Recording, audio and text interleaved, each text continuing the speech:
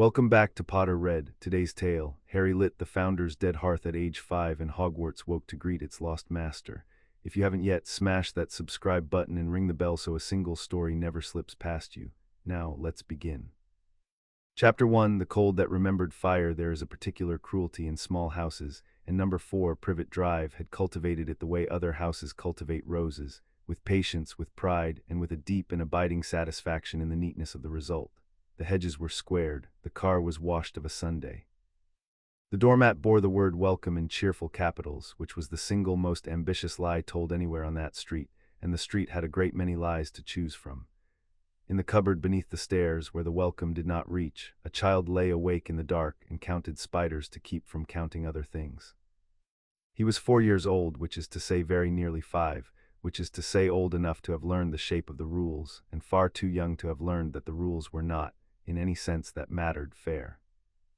The rules of Number 4 were these: that he was to be neither seen nor heard, that the food which appeared on the family table was the family's food and not his, that the word freak was a kind of name, the way Dudley was a name, only worse, and that the dark of the cupboard was where he belonged when the household wished its dark elsewhere. He had not been told why. Children are told what to do and seldom why, on the sensible adult theory that the why will only give them ideas, and ideas in a child like this one were precisely the thing the adults of Privet Drive most wished to prevent. His name was Harry. He kept it carefully, the way you keep a coin you are not allowed to spend, because almost no one used it and a thing unused will rust. That night the cold had got into the house. It was high summer above ground, the kind of English July that cannot decide between drizzle and glory and so attempts a sullen both, but cold has its own country and its own seasons, and it had come up through the floor of the cupboard like water finding the low place. Harry had pulled his single thin blanket to his chin. He had drawn his knees up small. He had counted 4 spiders and named them, because a named thing is a friend and a friend is warmth of a sort, and he had got as far as deciding that the fattest one in the corner should be called Mr. Tibbs when the cold reached his feet and would not be argued out of them. He was used to hunger. Hunger he had a system for. He was less used to cold, this particular and this deep, a cold that seemed to come not from the weather but from somewhere under the weather, somewhere under England, a patient ancient cold that had been waiting a long time for the world to grow quiet enough that it might be heard. He did not have the words for any of that. He had only the words, I am cold and it is dark and I want it to stop. What happened next had happened before in smaller ways and had always been called his fault. There had been the time the dreadful jumper shrank in the wash rather than go over his head. There had been the matter of the schoolteacher's hair, which turned blue, and the matter of the roof of the school kitchens, which he had reached without, as far as anyone could prove, climbing. Each time the grown-ups had gone a particular shade of plum and locked a particular door, and each time Harry had understood a little more clearly that the most dangerous thing a person could do in that house was to be interesting. So he had learned to fold himself small. He had learned to want quietly. He had learned that wanting in him was a thing with a temperature, and that if he let it get too warm the world would do something it had not been asked to do and he would be blamed. But cold is a great undoer of caution, and a child of 4 who is very nearly 5 has only so much caution to undo. In the dark, Harry shut his eyes and he wished, with the whole untidy furnace of himself, for warmth. He did not wish for rescue, because he did not know the word in that shape. He did not wish for a mother, because the ache where a mother should have been had long ago been papered over with the careful, kind, entirely false explanation that his parents had died in a car crash and had been, by every account he was permitted, ordinary and unremarkable and probably a little drunk.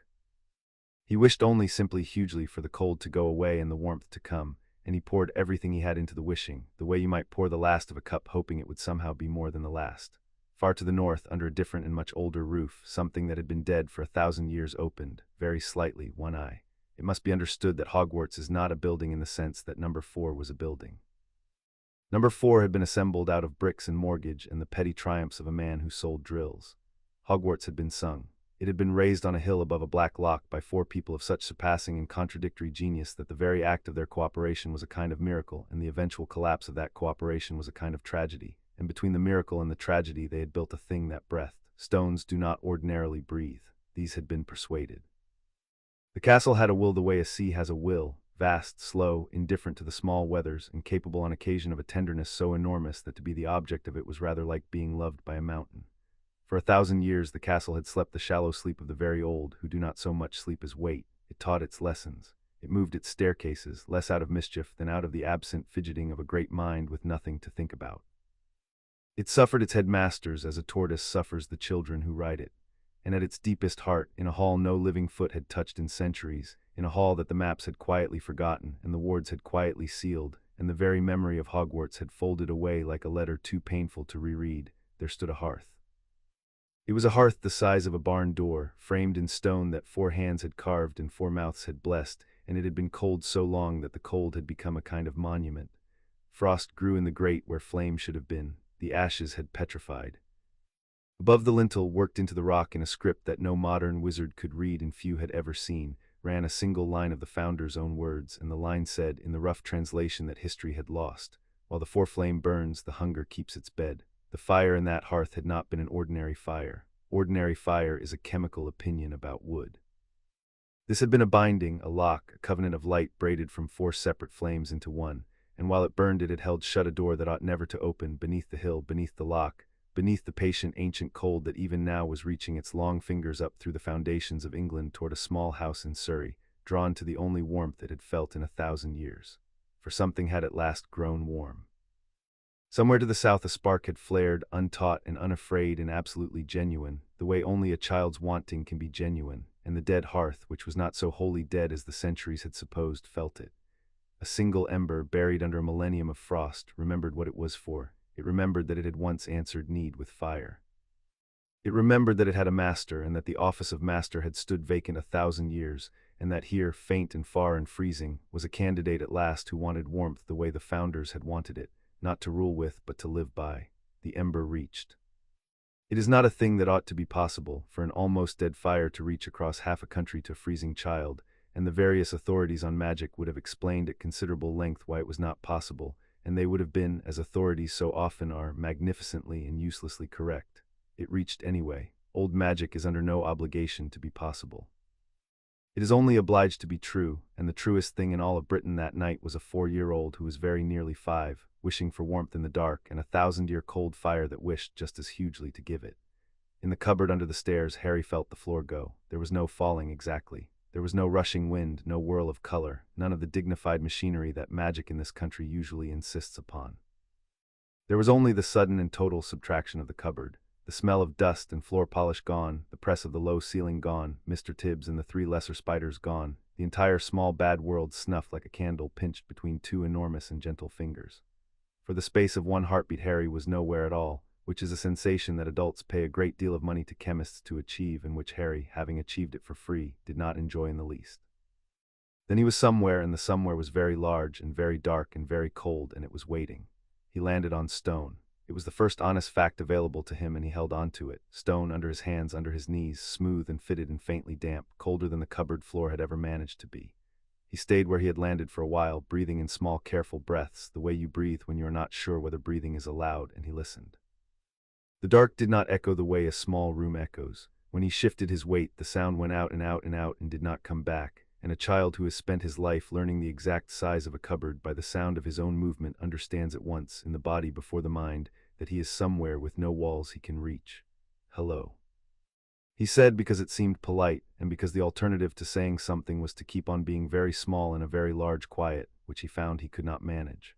The word fell into the dark and was gone. Harry got to his feet.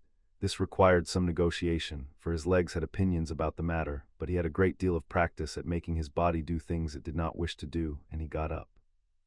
He put his arms out in front of him the way you do, and he turned in a slow circle, and he found nothing. No shelf, no coat, no door, no stairs going up over his head with the family walking on them. He was very thirsty all of a sudden, the way fear makes you thirsty, and his nose had begun to run in the cold, and he wiped it on the back of his hand and stood and tried to think what a sensible person would do, having no idea, having never once in his short life been permitted to be a sensible person about anything. It was then that he noticed he could see a little after all, not much, not light, not really. But the dark in one direction was a different kind of dark from the dark in the others, a deep and faintly blue dark, the color the inside of your eyelids goes when you press them, and it had an edge. He fixed on the edge. When you have nothing, an edge is a tremendous lot. He went toward it, one hand still out before him, his bare feet finding the cold floor and flinching from it and finding it again, and as he went the blue dark resolved itself by the slow charity of his adjusting eyes into shape, a great arch of stone, and beneath the arch, set into a wall he could not see the ends of, a hollow. He stopped a long way off from it, because instinct, which is the only counsel a frightened child reliably possesses, told him to. It was a fireplace. He knew fireplaces. Number 4 had one, gas, with fake coals that glowed orange and gave a heat you were not allowed to sit near. This was not that. This was a fireplace the way the lock outside was a puddle, a fireplace built by people who had thought fireplaces were important, important enough to make them tall as a house and to carve the stone of them into shapes that even in the bad light made his skin prickle. Leaping things and looking things, and a great deal of writing he could not read, running along the top in a band. Inside the hollow where the fire should be, there was a paleness, and when he had crept 3 steps nearer he understood that the paleness was frost. Frost in summer. Frost grown thick and fern-like and old over a heap of ashes that had been ash so long they had turned, somehow, to stone, so that the whole grate was a single gray sculpture of a fire that had died before anyone alive had been born. The cold came off it the way heat comes off a real fire, only backwards, pouring out and down, and Harry understood with the swift, clean logic of childhood that this was where the cold lived. This was the cold that had got into the cupboard. This was the cold that had been waiting under the weather. He had wished it to go away, and instead the wish had brought him here to its house, to the very hearth of it, and something hot and bottomless rose in him at that, the particular outrage of the very young and the very wronged, who know unfairness intimately long before anyone troubles to teach them its name. It did not last. It was crowded out by the next true thing, which was that he was shivering so hard now that his teeth had begun to knock, and that the dark hall was very large, and that no one in the world knew where he was, and that no one in the world, if he was honest, and in the dark a person becomes honest, would come looking. He sat down on the cold floor in front of the cold hearth, because his legs had finished negotiating and simply quit, and he put his arms around his knees and his face against his arms, and he was, the single time he would let himself be it that night, afraid. He did not cry. Crying was loud and loud was punished, and the rule held even here where there was no one to punish him, because rules sink in below the place where reasons live. He simply sat and shook and breathed his small breaths and waited for the cold to finish with him, as he had waited for so many things in the dark to finish with him. And the hearth, which was not dead, watched him with the one eye it had opened and was moved. What moves a fire is not a question the chemists can answer, and the philosophers who could answer it have all, conveniently, died. But there is a kind of recognition that runs underneath the world like the water under England, and the dead hearth of Hogwarts looked at the small shape shivering on its floor and recognized, in the precise and unmistakable way that like recognizes like, one of its own. Here was warmth that had been treated as a fault. Here was light kept in a cupboard. Here was a fire that the world had spent 4 years trying, with steady suburban diligence, to put out, and had not managed to put out, because some fires are made of a material the world has no power over. The ember beneath the petrified ash glowed very faintly, the color of a banked coal seen through the eyelid of sleep. Harry felt it before he saw it, a single point of not cold, somewhere in the gray ruin of the grate, a place where the pouring cold had a flaw in it. He lifted his head. He had learned to be exquisitely sensitive to the smallest improvement in any situation, the way a man in a desert learns the look of distant green, and this was an improvement, the first since the cupboard, and he stared at it with his whole attention. There, low in the dead fire under a fronded sheet of frost, a dot of dull red. "Are you," said Harry to the hearth, because he had been talking to spiders for years and a fire seemed no stranger, "are you trying to be a fire?" The dot of red brightened by perhaps the width of a hair. Harry considered this. He was cold and he was small, and he had been pulled out of his cupboard and dropped in a freezing dark by powers he could not name, and a buried coal had answered him, and the entire situation was so far outside the rules he had so painstakingly learned that the rules had simply stopped applying, the way the rules of a board game stop applying when the table is overturned. And in the wreckage of the rules, a thing he had never been allowed grew quietly up, the freedom of a child who has nothing left to lose and a cold fire to talk to. "It's all right," he told it, as one tells a frightened spider. "I'm cold too." He shuffled nearer on his knees. The cold off the hearth was dreadful now, this close, a cold that bit and a cold that pulled, a cold that seemed almost to want him, to lean toward him the way a hungry dog leans toward a plate. But the dot of red was nearer too, and he found that he wanted, with the same whole untidy furnace that had got him here, to help it. It was trying to be a fire. It was doing its very best, this tiny, stubborn, ruined fire under 1,000 years of frost, and no one had helped it, and Harry of all the people in England knew exactly what that was like. He reached out one hand toward the grate. A wiser child, an older child, certainly any adult of sense, would not have done it. The cold there could have stopped a heart. But Harry was for going on 5, and the only wisdom he had was the wisdom that warmth was good and that a thing trying its best deserved a hand, and he reached past the frozen fronds into the dead grate toward the small dull glow, and he said the truest sentence he knew, the sentence that was the whole of his short hard life pressed down into 4 words: "I want you warm." He did not mean himself, that was the thing. That was, though he could not have known it, the precise and singular thing that 1,000 years of cunning wizards and ambitious headmasters and grasping seekers had never managed and could never manage, because they had all, every one of them, reached into the dead hearth wanting it warm for what the warmth could do for them. Harry reached in wanting the little fire to be warm for the little fire's own sake, because it was cold, and he knew what cold was, and no one should be cold who did not have to be. He gave the wanting away, he had so little, and he gave it away to a coal. And the coal took it, the way dry tinder takes a match, the way the parched ground takes the first rain, the way a heart starved 1,000 years takes the first kindness offered without a price, and the ember beneath the ash flared up gold. It happened slowly and then all at once, the way the dawn does. First the gold ran along one twig of the petrified wood, outlining it in living light, and the frost above it sighed and melted and ran in clear rivulets down the carved stone, the first water to move in that hearth in 1,000 years. Then a second flame caught, and this one was not gold but a cold clean silver blue, the color of a winter star, and it climbed beside the gold without consuming it, the two flames braiding. Then a third, low and warm and amber as bread crust, as the inside of a kitchen, as a hand laid on a fevered forehead, and it spread along the base of the grate and pooled there glowing. And then last and slowest and most reluctant, deep at the very back of the hearth where the shadow was thickest, a fourth flame, green, a deep secret serpentine green, the green of deep water and old wisdom and patience kept too long, and it rose hissing among the other three and would not be left out. 4 flames. Gold, silver, amber, green. They rose together and they wove together, and where they wove they became, impossibly, one fire, a single column of light that was all 4 colors and no color, that was warmth itself given a body, and it filled the great cold hearth from floor to lintel, and roared up the ancient flue with a sound like a held breath finally let go.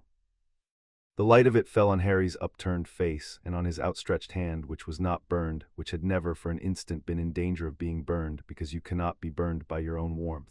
He had stopped shivering. He realized this with a kind of distant astonishment, the way you notice a toothache only once it is gone. The cold was not merely held back, it was rooted, fleeing back down into the floor and the foundations and the dark beneath the lock, and in its place came heat, glorious, ordinary, impossible heat, washing over him, soaking into his thin and chilblained little body, finding all the cold places he had carried so long he had forgotten they were cold, and warming them one by one. He sat in the light of the 4-flame fire with his mouth open and his green eyes huge and the firelight dancing in his crooked glasses, and he was warm. He was warm. No one had told him he was allowed to be warm, and he was, and the not being told suddenly did not seem to matter at all. "Thank you," he whispered to the fire. The fire, in the only language it had, leaned toward him, and far above and all around the castle woke. It did not wake the way a sleeper wakes, with a start and a stretch. It woke the way a continent wakes to spring, by degrees and everywhere at once. In a hall a quarter of a mile away and 40 feet up, a torch that had been cold and black in its bracket since the reign of a king whose name the textbooks misspelled coughed once and burst into flame, and then its neighbor did, and its neighbor, the light running away down the corridor in both directions faster than a horse could gallop, faster than a thought, 1,000 torches, 10,000. The whole vast dark interior of Hogwarts filling up with a warm and rolling glow that climbed the stairs and poured along the galleries and lit, one after another, after another, after another, the windows of the castle, so that anyone standing on the dark mountainside that night, and there was no one, but if there had been, would have seen the great black silhouette that had loomed over the loch in unlit ruin since dusk bloomed suddenly, tower by tower, into gold. Like a thing remembering it had once been alive. In their frames the portraits opened their eyes. They had been dozing the genteel doze of the painted dead, and now in attic and stairwell and forgotten storeroom they sat up, every one of them, and looked about with the bafflement of the very old roused from a very long nap, and a good many of them looked, without quite knowing why, downward toward the heart of the castle, toward the heat that was rising up through the stone like sap. In the kitchens the great hearths that had been merely warm leapt suddenly bright, and the few house elves about their nighttime business stopped where they stood, dish-rags forgotten in their hands, their enormous ears swiveling, their faces filling slowly with an expression that no human had seen on a house elf's face in living memory, because no human had been alive to see it. The look of servants who have just heard, after 1,000 years, the front door of the master's house open. In the depths the staircases ceased their idle nightly shuffling and went still, and then altogether, with a vast grinding harmony, they turned. They turned the way a crowd turns when someone important enters at the back. They aligned. They made, out of the labyrinth they had kept for 1,000 years, a road, a single unbroken descending way from the populated floors of the castle down, and down, and down, past the dungeons, past the deep cellars, past the places the maps forgot, to a great arched hall where a small child sat alone before a fire that all the wisdom of the age had sworn was dead. In the great hall the long house stables stood empty in the dark, scrubbed and waiting for September still 2 months off, and high overhead the enchanted ceiling, which for as long as anyone now living could recall had shown only the true and ordinary weather of the highlands, that night did something it had not done in 1,000 years. It went deep. The painted rafters dissolved into a black that was not the black of a summer night but the black of the gulf behind the stars, and into that black there came stars, more stars than the sky has ever been so vulgar as to show at once, whole rivers and reefs and cathedrals of them, wheeling slowly, and among them four that burned brighter than the rest, one gold, one silver white, one warm amber, one a deep cold green. They had not shone in that ceiling since four people stood beneath them and agreed, against the better judgment of every one of them, to build a school. Now they shone again, and the empty hall lay drowned in their ancient light, and the 44 suits of armor along the walls turned their helmeted heads all together with a long iron sigh to look down the road of staircases toward the heart of the house. The castle had found its master. It had been a long time. It was, in the slow geological way of stones that have learned to love, beside itself. And under the hill, under the loch, under the deepest foundation that the four founders had laid with their four hands and sealed with their four-flame fire, the patient ancient cold that had crept so close, that had reached so far, that had been so very nearly free, felt the warmth come down on it like a closing door and recoiled, hissing, into the dark. And for the first time in 1,000 years, the thing that the founders had named the hunger knew that the fire it had waited so patiently to see die had, against all reason, against all its long cold certainty, come back. It did not despair. Hungers do not despair. It merely settled itself to wait again with the terrible patience of the very old and the very starving, and it turned over in its vast slow mind the single new fact that had changed everything, that the fire had a keeper now, and the keeper was small, and the small are not difficult in the end to reach. But that was below and far off and later. Here now in the great gold-lit hall there was only a 4-year-old who was very nearly 5, sitting warm at last in front of a living fire, in a castle that had turned all its staircases to face him, and lit all its torches in his honor, and did not, in its enormous antique joy, have the faintest idea how to tell him so. So it did the only thing it could think of. It made him comfortable. A draught that had blown cold through that hall for 1,000 years reversed itself and came warm. The stone beneath Harry, which had been so cruelly cold, grew gently warm under him, the warmth of a hearthstone, the warmth of a cat's favorite flag by the fire. From somewhere overhead there was a soft, heavy sound, and a tapestry that had hung rotting and forgotten on the far wall came loose from its rings and slid down and folded itself, with the clumsy tenderness of a creature unused to being gentle, into something like a blanket near his feet. He looked at it. He looked up at the high invisible dark where it had come from. He looked back at the fire. "Did you do that?" he asked. The four-flame fire crackled. A log that had been stone 1,000 years and was now impossibly wood again, shifted in the grate and sent up a fountain of gold and green sparks, and the sparks did not fall as sparks fall. They drifted. They hung in the warm air over the hearth and arranged themselves slowly into a shape, and the shape was clumsy and bright and unmistakable, the way a small child draws a thing when the small child means it with all his heart. It was a smiling face, a great round smiling face made of embers, looking down at Harry, and then it came apart into ordinary sparks again and floated up the flue. Harry stared. Then he did a thing he had not done in front of anyone in a very long time, a thing the cupboard had nearly trained out of him, a thing that the rules of Number 4 expressly forbade, and that the castle in the whole 1,000 years of its waiting had been most starved to see. He smiled back. Then, because he was 4 going on 5, and because a thing that answers you is a thing that begs to be asked again, he began to test it. This was not cleverness of the sort grown wizards prize, the kind that comes with long words and longer beards. It was the older and far more dangerous cleverness of a small child with a new toy and no one to tell him to stop.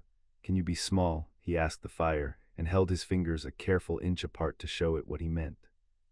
The four-flame column dwindled obediently down and down until it was no taller than a candle, a single bright bead of gold and silver and amber and green balanced on the petrified log, and the great hall darkened around the pinpoint of it. And Harry leaned in close with his nose nearly in the grate and laughed once, a startled, rusty sound, the sound of a laugh long out of practice. "Now big," he said. It surged up taller than before, filling the hearth, throwing his enormous shadow rearing up the far wall of the hall and across a ceiling so high the light could not find it.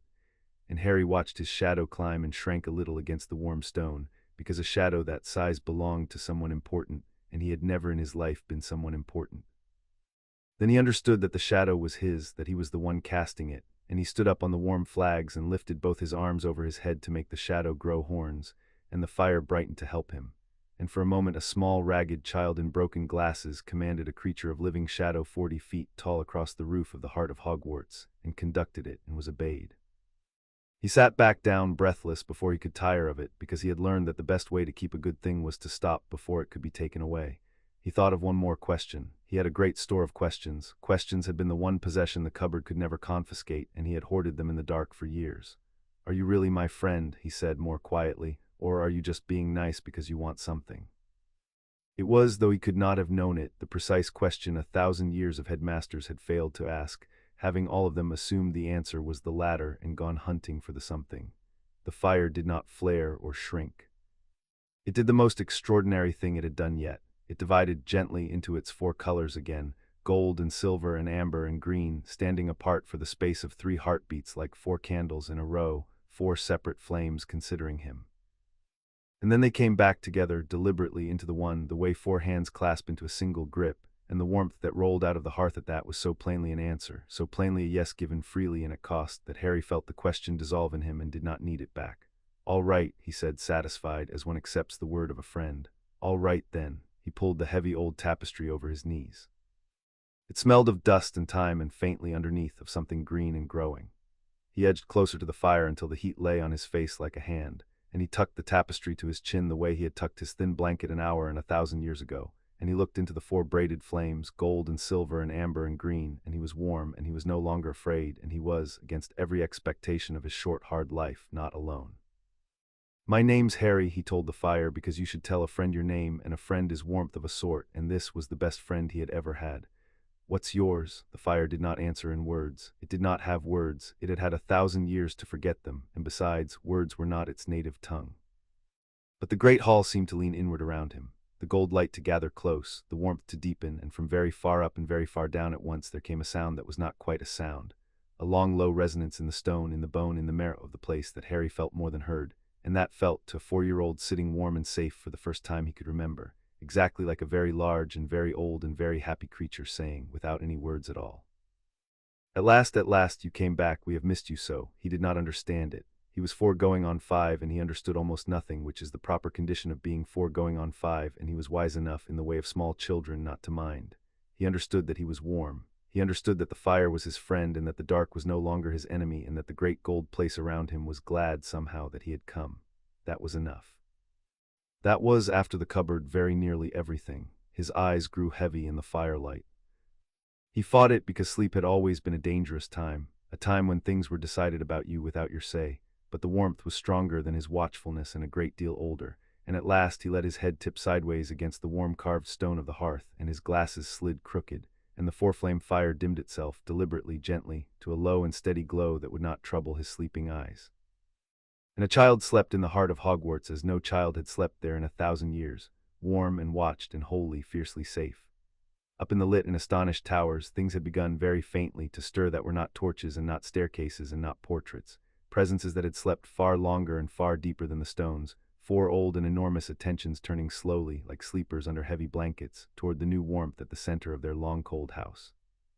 They were not yet awake, but they had felt the 4-flame fire rise, gold and silver and amber and green, the 4 of them braided into one as they themselves had once been braided, and had, to their everlasting sorrow, come apart.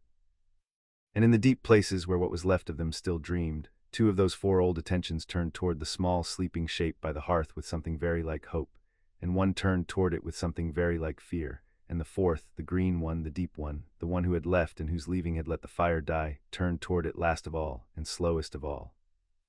And what moved in that ancient guilty green dreaming as it looked upon the child was a thing it had not felt in 1,000 years, and had thought itself forever past the reach of, and the name of that thing we will leave, for now, unspoken. Far away in Surrey, in a house that prized its neatness, a woman named Petunia Dursley would wake in the small hours with the unaccountable conviction that she had forgotten to do something, and would lie staring at the ceiling unable to think what, and would at last decide it was nothing, and would go back to sleep. The cupboard under her stairs stood open and empty. The thin blanket lay where it had been thrown back. 4 spiders, one of them lately christened Mr. Tibbs, went about their small affairs in the dust, and did not miss him because spiders do not, and were in this respect no different from anyone else who had shared that house with him. The child they had tried so diligently to put out was 400 miles to the north, asleep in firelight, in a living castle that had turned every stair in its body to face him and would, when it learned how, move mountains for him. He did not know any of this. He knew only that he was warm. It was, all things considered, a very good place to begin. High above the sleeping child, in a circular office at the top of a high tower, a great many delicate silver instruments that had stood quiet for a very long time had begun, one after another, to spin, and a number of small puffs of smoke had begun to rise, and a long thin object on a high shelf, which had not made a sound in the memory of its owner, had begun, softly and insistently, and with the air of a thing that has been holding its peace for centuries and can hold it no longer, to ring. But the owner of the office was not there to hear it. He was asleep in his own bed, an old man with a long silver beard and a great many secrets and a comfortable certainty, built up over a lifetime of being right, that he understood the castle in which he slept better than any living soul, and he would learn in the morning by degrees, and to his very great disquiet, how thoroughly mistaken a comfortable certainty can be. The fire burned on, gold and silver and amber and green, in the heart of the waking castle, all the night through. Chapter 1 and Chapter 2. The castle knows its own Albus Dumbledore had been woken over the course of a long and eventful life, by a number of things one would not wish to be woken by the dark mark hanging green above a friend's house, by the screaming of a portrait that had seen something it should not, once memorably by a phoenix setting fire to his bed curtains as a comment on his sleeping arrangements. He had not in 104 years been woken by the castle itself, and so when it happened he lay for a moment in the gray of the early light and did not understand what had changed, only that everything had. The change was warmth. Hogwarts in the small hours of a Highland morning was a cold thing, gorgeous and cold, and a man learned in a century of residence to keep his feet under the blankets and his complaints to himself. This morning the stone was warm. The flags of his bedchamber, the very walls, breathed a low even heat such as he had felt only in the deep kitchens, and the heat was everywhere, in the banister and the door frame and the cold iron ring of the door, as though some enormous fire had been lit, not in any grate, but in the body of the building, and the building was glad of it. He rose. He was an old man, and he rose like an old man, which is to say with dignity and in stages, and he reached for his spectacles and his wand in that order, the order of his priorities, and he went up the short stair to his office, and there he stopped in the doorway and looked at a thing he had never seen. The office of the headmaster of Hogwarts is a circular room cluttered to the rafters with the accumulated apparatus of the office. Portraits of the dead headmasters dozing in their frames, the sorting hat folded on its shelf in the contented torpor of the off-season, and upon a great many slender tables a great many slender silver instruments, each of which did some small precise thing of which only their maker and their inheritor knew the meaning. Dumbledore had inherited most of them and understood, he would have admitted in an honest hour, perhaps 2/3. They were as a rule a sedate company. One puffed smoke when a particular family told a particular lie. One measured the depth of the lake's grief, which was a long story. They had their habits, and their habits were quiet. This morning every instrument in the room was in motion at once. They spun and rang and trembled on their bases. They emitted smoke in colors he had names for and colors he did not. One of them, a thing of nested silver rings that had not turned in the whole of his tenure, was turning now slowly, with a sound like a sigh.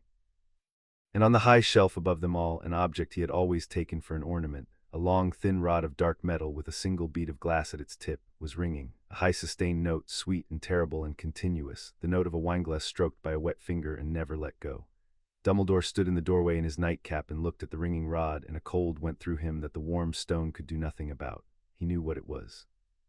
He had read of it decades ago, in a book that the library did not admit to owning, in a passage written in a hand 700 years dead.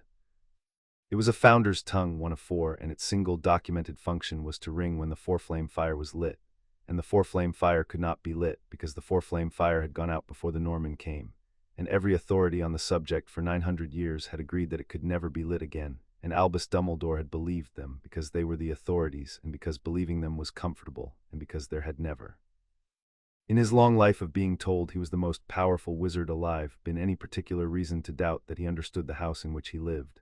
The rod rang on. It did not care what he believed. "Fawkes," he said, and his voice was steady, because a century of practice had made it steady whether he wished it or not. "I think we had better go and see." But Fawkes was not on his perch.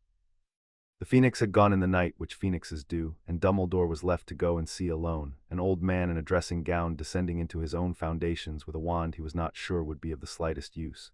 And as he went he discovered the second thing that had changed, and it troubled him more than the first. The staircases moved for him. They had always moved, that was their nature and their nuisance. But they had moved for 1,000 years according to a logic of their own, sometimes helpful, more often whimsical, occasionally cruel to a late student with an essay due, and never in all that time had they consulted him. Now, as he came down from his tower, the great stair swung to meet his foot before he had decided where to put it. The next landing turned and offered itself. The gallery he had meant to take revealed by some shifting of shadow that it was not the way, and the way was here down this turning and then that one. And the castle laid the path before him stone by stone with the patient courtesy of a servant lighting a guest to a room, and Dumbledore followed it because there was nothing else to do, and understood with each obliging turn that he was not being obeyed. He was being led. The distinction was small, and it was the whole of the matter. The portraits woke as he passed. This too was ordinary. Portraits wake and gossip, and follow a man frame to frame to see what he is about. But they did not gossip this morning. They sat up in their frames, the painted abbots and the painted duelists and the simpering painted ladies, and they watched him go by in a silence that was somehow worse than chatter, and one of them, a stern old witch in Tudor black whose name he had never learned because her plaque had worn away before his birth, leaned forward as he passed and said, in a voice like a door long unopened, "He has come back, then." And Dumbledore stopped and turned and asked, "Who has come back?" And the painted witch looked at him with the mild contempt of the dead for the living and did not answer, because the answer was beneath saying, because to her it was as plain as morning. He went on. The warmth deepened as he descended. Past the dungeons, where the air should have been raw and wet and was instead close and kind, past the wine cellars and the pickling rooms and the long cold larders, past a door he had walked by 10,000 times without seeing, which now stood open, and beyond which a stair went down that he would have sworn on his life and his many titles did not exist. He took it. The walls here were older, the stone larger and more roughly joined, the work of hands that had built before plumb lines and squared corners were thought necessary, when a wall was made to last by being made enormous. And at the bottom of the stair was an arch, and through the arch was a hall, and in the hall was a light. Dumbledore came to the threshold, and there he stopped, and for once in a very long time the wizard who always knew what to say said nothing at all. The hall was vast, a cavern dressed in worked stone, its ceiling lost in a dark the firelight could not reach. 4 pillars stood in it, carved each into a different likeness. A rampant lion, a soaring eagle, a badger crouched at the root of things, a serpent coiled and watchful. Between them, against the far wall, stood a hearth he had never seen and had read of all his life, the founder's hearth, the dead heart of Hogwarts, and it was not dead. It burned. It burned with a fire of 4 colors braided into one, gold and silver and amber and green, a fire that threw no smoke and asked no fuel, a fire that filled the cavern with a light like the inside of a struck bell. And the light fell upon the 4 carved pillars, and they seemed in that shifting radiance to breathe, and it fell upon the floor before the hearth, where a heap of old tapestry lay bundled against the warm stone, and from the bundle there protruded one small bare foot. He crossed the hall. He was aware of the weight of his own footsteps in that silence, of the warm flags under his slippers, of the 4 carved eyes that were stone, and were not only stone following him as he came. He knelt, which cost him something at his age, beside the bundle, and he drew the edge of the tapestry back with 2 fingers, gently, the gentleness of a man who has uncovered the faces of the sleeping and the dead, and learned to tell himself there is a difference. And he looked down at a sleeping child, perhaps 4 years old, perhaps 5, thin past the point of comfort, in clothes that had been made for a far larger child and washed past the point of color, with a tangle of black hair and a pair of broken spectacles knocked askew on a small, grimy face. Across the child's forehead, half hidden by the hair, ran a scar in the shape of a bolt of lightning. Albus Dumbledore had set protections about that scar and the child who bore it some 4 years before, on a doorstep in Surrey, in the dark, with the most careful and the most reluctant magic of his life. He had bound the child to the house of his mother's blood. He had built a fortress out of an aunt's grudging guardianship and a dead mother's love, and he had walked away believing, with the comfortable certainty that was the great luxury and the great failing of his life, that the child was safe there, hidden there, beyond the reach of any power that might wish him harm, until the day Hogwarts would send its letter and begin the slow, careful work of making him ready. The child was 400 miles from that doorstep, asleep on the floor of a hall that the maps did not show, in the warm and watchful regard of a power Dumbledore did not command and was no longer certain he understood, and the fortress he had built, the cleverest and most reluctant magic of his long life, had been stepped over in the night as a grown man steps over a garden wall. He did not wake the child. He sat back on his heels and he looked at the fire, and the fire looked back at him, in the way that fires do not, and he was, behind the steadiness that a century had given him, uneasy. "Well," he said softly to the hall, to the 4 pillars, to the impossible flame, "you have been busy." The fire flickered. It did not answer in words, but the 4 colors in it stirred and separated for an instant and rejoined, and the warmth of the hall pressed in around him, around the sleeping child especially, gathering close about the small bundled shape in a way that Dumbledore, who had spent a lifetime learning to read the grammar of magic, read without difficulty and did not like. He had come down expecting to find a breach, an intruder, some clever and dangerous person who had lit the unlightable fire for some clever and dangerous purpose. He had found a starved child asleep, and a castle arranging its enormous warmth around that child the way a hand cups a candle against the wind, and the meaning of that arrangement was so plain, and so far outside anything he had planned for, that he sat on the warm stone 104 years old and made himself, with an effort, think. He did what wizards do when they wish to understand a magic they cannot place. He raised his wand not to harm, never to harm, but to read, and he cast under his breath the gentle diagnostic charms of his trade, the ones that show the shape and source and temper of a working, the ones he had used 10,000 times on cursed objects and warded doors and the wounds of the dying. The hall's response was immediate and total. The fire did not flare, that would have been crude, and the thing that lived in that castle was not crude. Instead, the light went hard. The warmth that had been gathered protectively about the child turned in a single breath from the warmth of a hearth to the warmth of a forge, and a wind came up out of nowhere in that windless place and pressed flat against Dumbledore's chest, not violently, but with the immovable patience of a closing vault. And every torch in the hall, and there were torches now where a moment before there had been none, leaned its flame toward him and held it there, four-colored, waiting. The four carved pillars were no longer pretending to be only stone. The lion's stone eye had found him. The serpent had lifted its carved head a half-inch from its coil, which 1,000 years of weather had not persuaded it to do, and the badger at the root of things had turned to face him squarely, and somewhere far above in the unreachable dark of the ceiling something the size of weather drew a long breath inward and held it. The diagnostic charm died on the air, unanswered, refused. The castle had declined to be read. Dumbledore lowered his wand slowly and opened his hand and showed the empty palm to the fire and the pillars and the watching dark, the oldest gesture there is, the gesture that means I am not reaching for anything. "Forgive me," he said, and meant it. "An old man's habit. I wished only to understand. I see that I am not to." The hall held its breath one moment longer. Then the wind died. The forge cooled back to the hearth. The torches straightened and softened. The lion's eye went vague. The serpent settled by a half-inch into its patient coil, and the warmth flowed back to where it had been, around the sleeping child, leaving Dumbledore in the slightly cooler air a yard away, which was, he understood, precisely the point being made. He was a guest. He had been reminded of it. The reminder had been, by the standards of the power that issued it, exquisitely polite. It was at this moment that the child woke. He woke the way the chronically endangered wake, all at once and without the luxury of grogginess, his green eyes opening directly onto the strange bearded face leaning over him, and his whole small body went still in the bundle of tapestry. The particular stillness of a creature that has learned stillness is sometimes the only defense available. He did not cry out. He did not scramble back.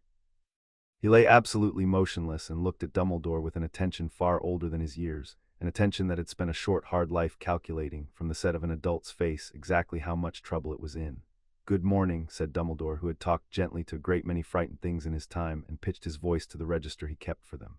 "I am very sorry to have startled you. My name is Albus. It is a great many other things as well, but Albus will do. And I think, though I should like to hear it from you, that your name is Harry." The child considered this. He did not move from his stillness, but his eyes went once quickly to the fire and back, and Dumbledore, watching, understood that the child was consulting the fire, that the fire was the authority here and not the strange old man, and that whatever answer he gave would be given on the fire's advice.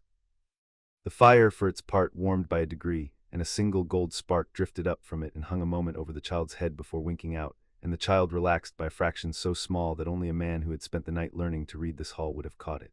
"Harry," the child agreed, in a voice rusty with disuse and sleep. "How do you know my name?" "I knew your mother and your father," said Dumbledore, "a long time ago, when they were not very much older than you are now. You have your mother's eyes." This was true, and it was also a thing he had said many times in the privacy of his thoughts and never aloud, and saying it aloud to the living child cost him something he had not budgeted for. "Harry, may I ask you a question? It is an important one, and there is no wrong answer, and I should like the true one." Harry's eyes flicked to the fire again. The fire held steady. "All right," he said. "How did you come to be here?" The child told him. He told it badly and partially and out of order, in the way of small children who do not yet know which parts of a story the grown-ups will think are the important parts. But Dumbledore had a great deal of practice at assembling the truth out of the fragments children offer, and what he assembled was this: that the child had been cold, very cold, in a cupboard in the dark, that he had wished and the floor had gone away, that he had arrived here in the dark alone. That the fire had been dead and cold and frightened, he said, frightened, and he had felt sorry for it because he knew what cold was, and that he had reached in and told it he wanted it warm, and it had lit, and then the castle had been kind to him, kinder than anyone, the child said, with a matter-of-factness that was the worst thing Dumbledore had heard in a long career of hearing terrible things spoken matter-of-factly, kinder than anyone had ever been. And so he had stayed because it was warm and because the fire was his friend. "And it is your friend," said Dumbledore very carefully. "I do not doubt that for an instant. May I tell you something true about your friend, Harry? something it may not have had the words to tell you itself. The child watched him.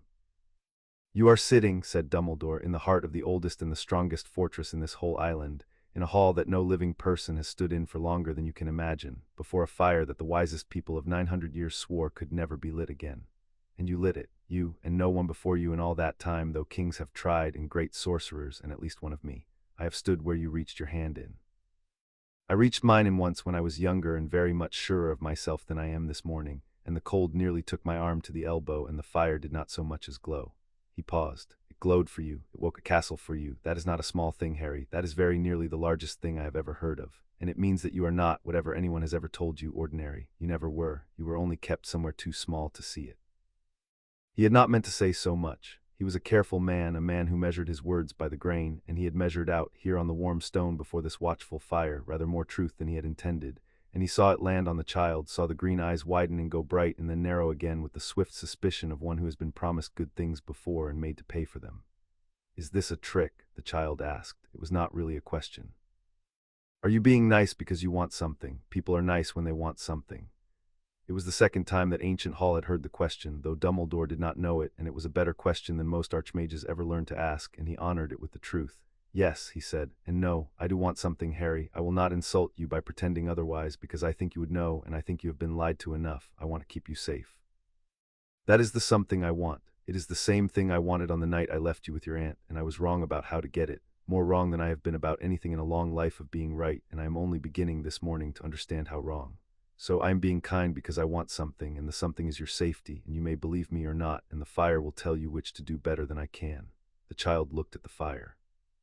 The fire, gold and silver and amber and green, looked back at the child, and did a thing it had not done for Dumbledore. It warmed and brightened and threw up a small drift of sparks that arranged themselves clumsily into the shape of an open hand, palm up, before scattering. Dumbledore watched the child read it. He watched the child decide.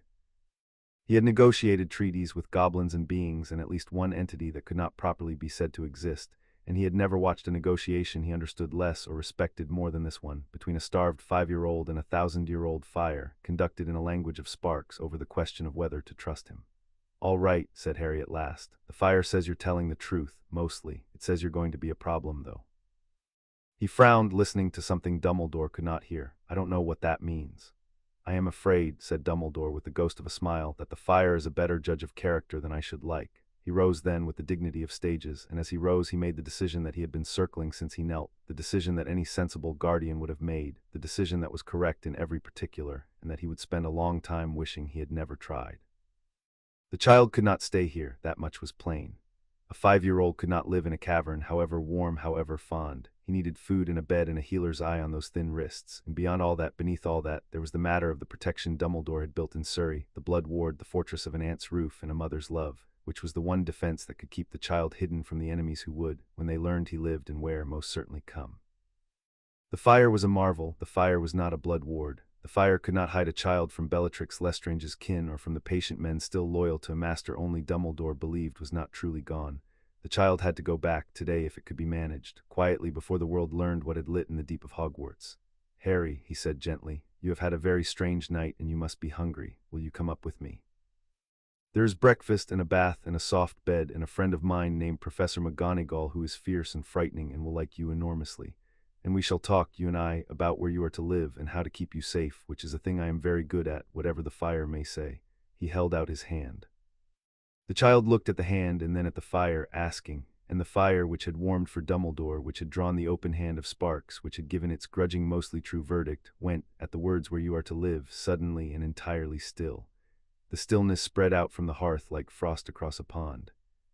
The warmth in the hall did not vanish, but it changed its mind about Dumbledore. He felt it withdraw its good opinion of him degree by degree, felt the 4 carved pillars take a renewed interest in his presence, felt the great breathing dark of the ceiling stir. The fire's 4 colors drew apart and stood separate, gold and silver and amber and green, 4 flames in a row, considering him with what he could only call attention. And then, with a sound like a vast soft slam felt rather than heard, every door in that hall, the arch he had come through and 3 others he had not noticed, closed. They did not bang. They were too old and too sure of themselves to bang. They simply were open and then were not, the stone sliding home into stone with the finality of a sentence pronounced, and the hall sealed itself about the old man and the child in the fire, and the meaning of it was not subtle and was not meant to be. The child was not going anywhere. The castle had been 1,000 years alone. It had found its master, small and starved and asleep on its floor, and it had spent the night learning the unfamiliar shape of joy, and now the grandfatherly stranger with the kind voice proposed to pick the master up and carry him away to be hidden in a cupboard in Surrey.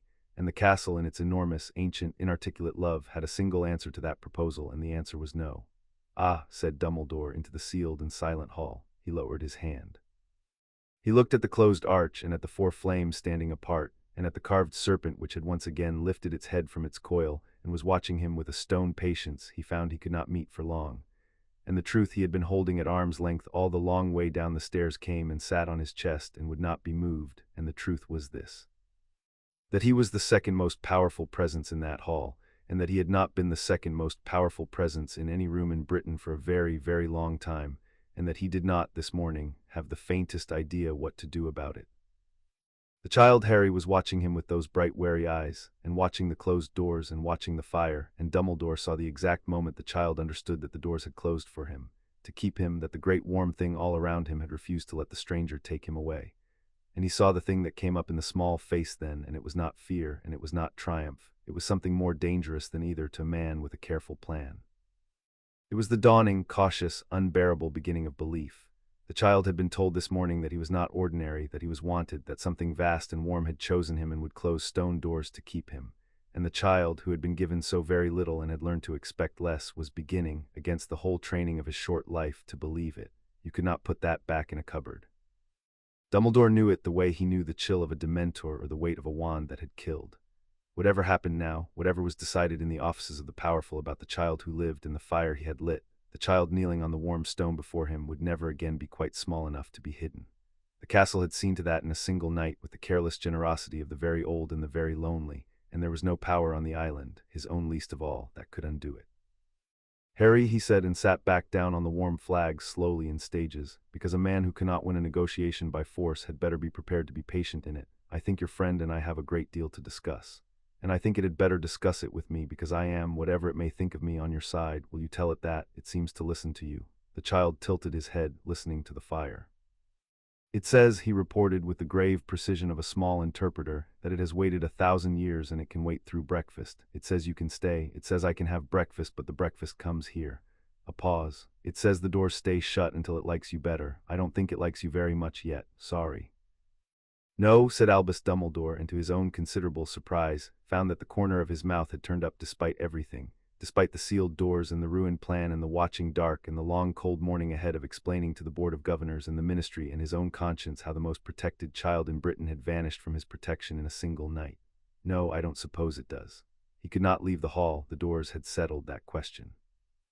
But a wizard of his vintage did not require a door to send word, and he raised his wand a third time, slowly, openly, narrating the motion to the fire the way a man narrates his hands to a wary dog. "I am going to call a friend," he said, "only to call her. Watch." From the tip of his wand there poured a bird of white fire, a phoenix the size of a swan, and it wheeled once about the high dark of the hall trailing silver. And the four-flame fire surged up to meet it, recognizing perhaps a cousin, so that for a moment the cavern held two impossible lights, the one cold and silver and the other gold and amber and green and bright, circling one another in the old, old courtesy of fire greeting fire.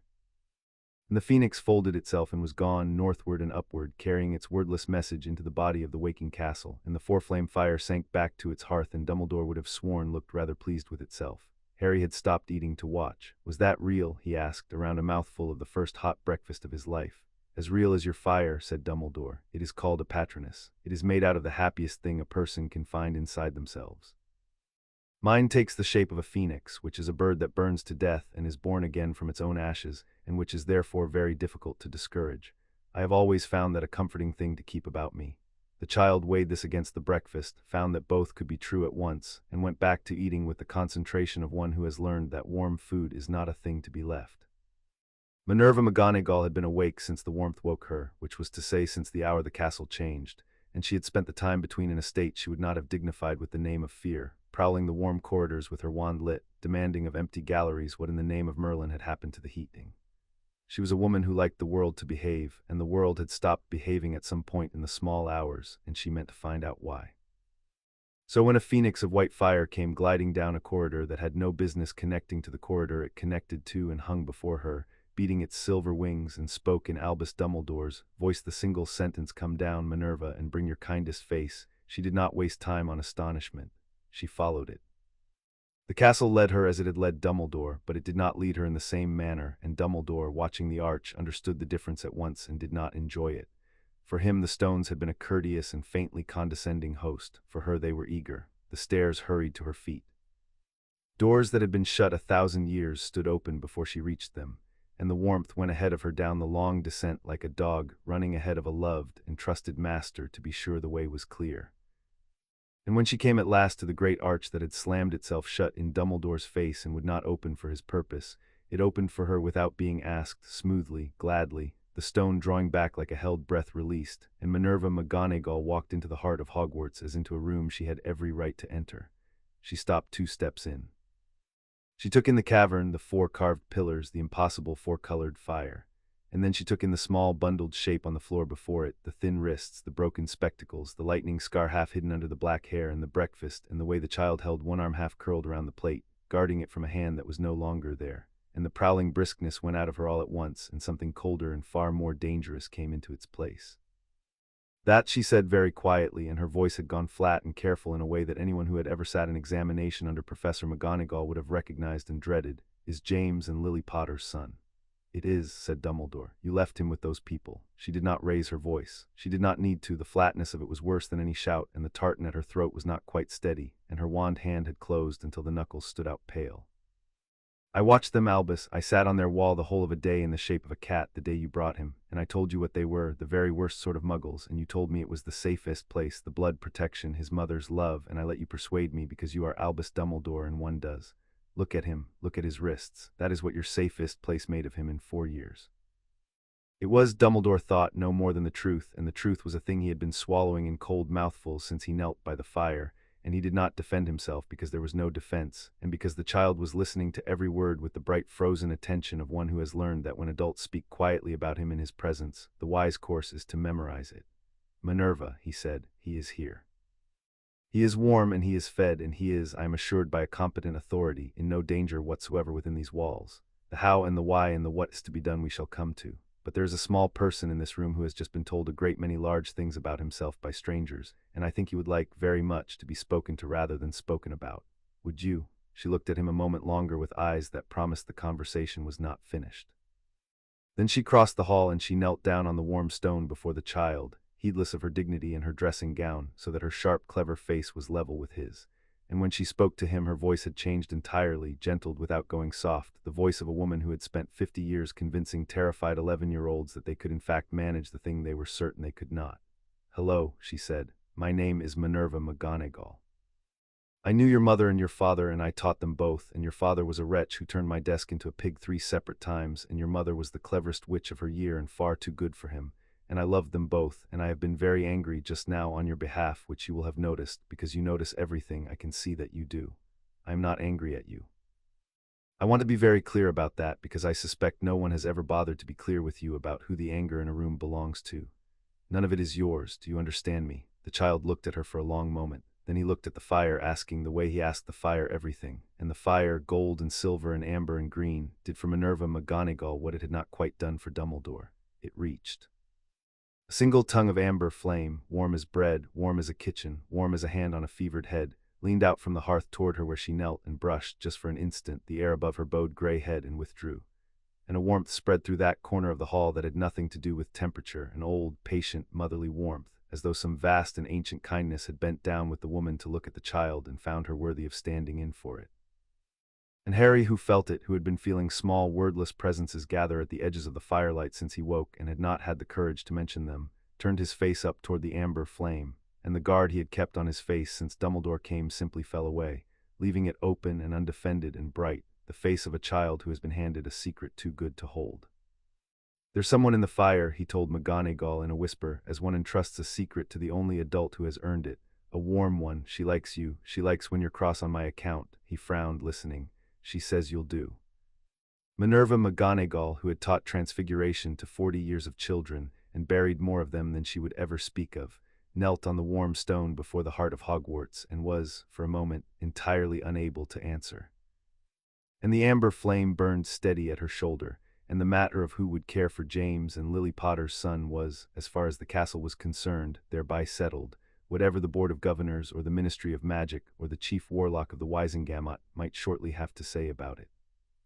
Far above, in a tower he could no longer easily reach, his abandoned instrument spun on, and the Founder's tongue rang its one sweet endless note, announcing to an empty office and to anyone wise enough or near enough to feel it that the four-flame fire was lit in the heart of Hogwarts after 1,000 years of dark. And that announcement, sweet and terrible and continuous, was even now beginning, by ways Dumbledore did not yet suspect, to be heard in places he would very much have preferred it were not. In the deep below the lock, below the floor of the very hall where the old man sat down to negotiate with a fire over the fate of a child, the patient ancient cold heard the note too, and recognized it, and remembered the four who had first rung it, and understood with the slow, terrible understanding of the very old and the very starving, that its long meal had been interrupted, and that the one who had interrupted it was small and near and warm and asleep within its reach by night. It settled itself to wait. It had always been very good at waiting. And in the sealed warm hall above it, a child ate the first hot breakfast of his life from a plate the castle conjured out of love and old memory, while the most powerful wizard in Britain sat on the floor and tried, and failed and tried again, to think of a way to keep him safe that the castle would permit. And the four flames burned on between them, gold and silver and amber and green, watching them both, taking, as the old and lonely will, a quiet and proprietary pleasure in simply having someone at last to watch. Chapter 2 and Chapter 3. The Four Sleeping names a castle that has waited 1,000 years for someone to love does not, when at last it is given a small child to love, know how to do it by halves. In the days that followed, Harry Potter learned what it was to be doted upon by several 100,000 tons of enchanted stone, and the experience was, by turns, glorious and exhausting and very slightly alarming. He had been given a room. He had not asked for a room. He had been perfectly content to sleep on the warm hearthstones of the Founder's Hall, which was the only place in the world he had ever felt entirely safe, but McGonagall had been firm about beds and baths and the rest of it, and the castle, after a brief silent negotiation that Harry alone could perceive, had produced one. It produced it overnight in a tower that had not previously contained a room of that description, with a window that looked out over the loch and a fire already lit in the grate and a bed heaped with more blankets than one small child could ever require, which did not stop the castle from adding another whenever it judged him to look the least bit chilled. The trouble was that the castle could not stop. A door he wished closed would close and lock and post a suit of armor outside it to be sure. A book he glanced at would float down off its shelf and follow him about the corridor for an hour, opening hopefully to its most interesting pages, until he thanked it and it returned, gratified, to its place.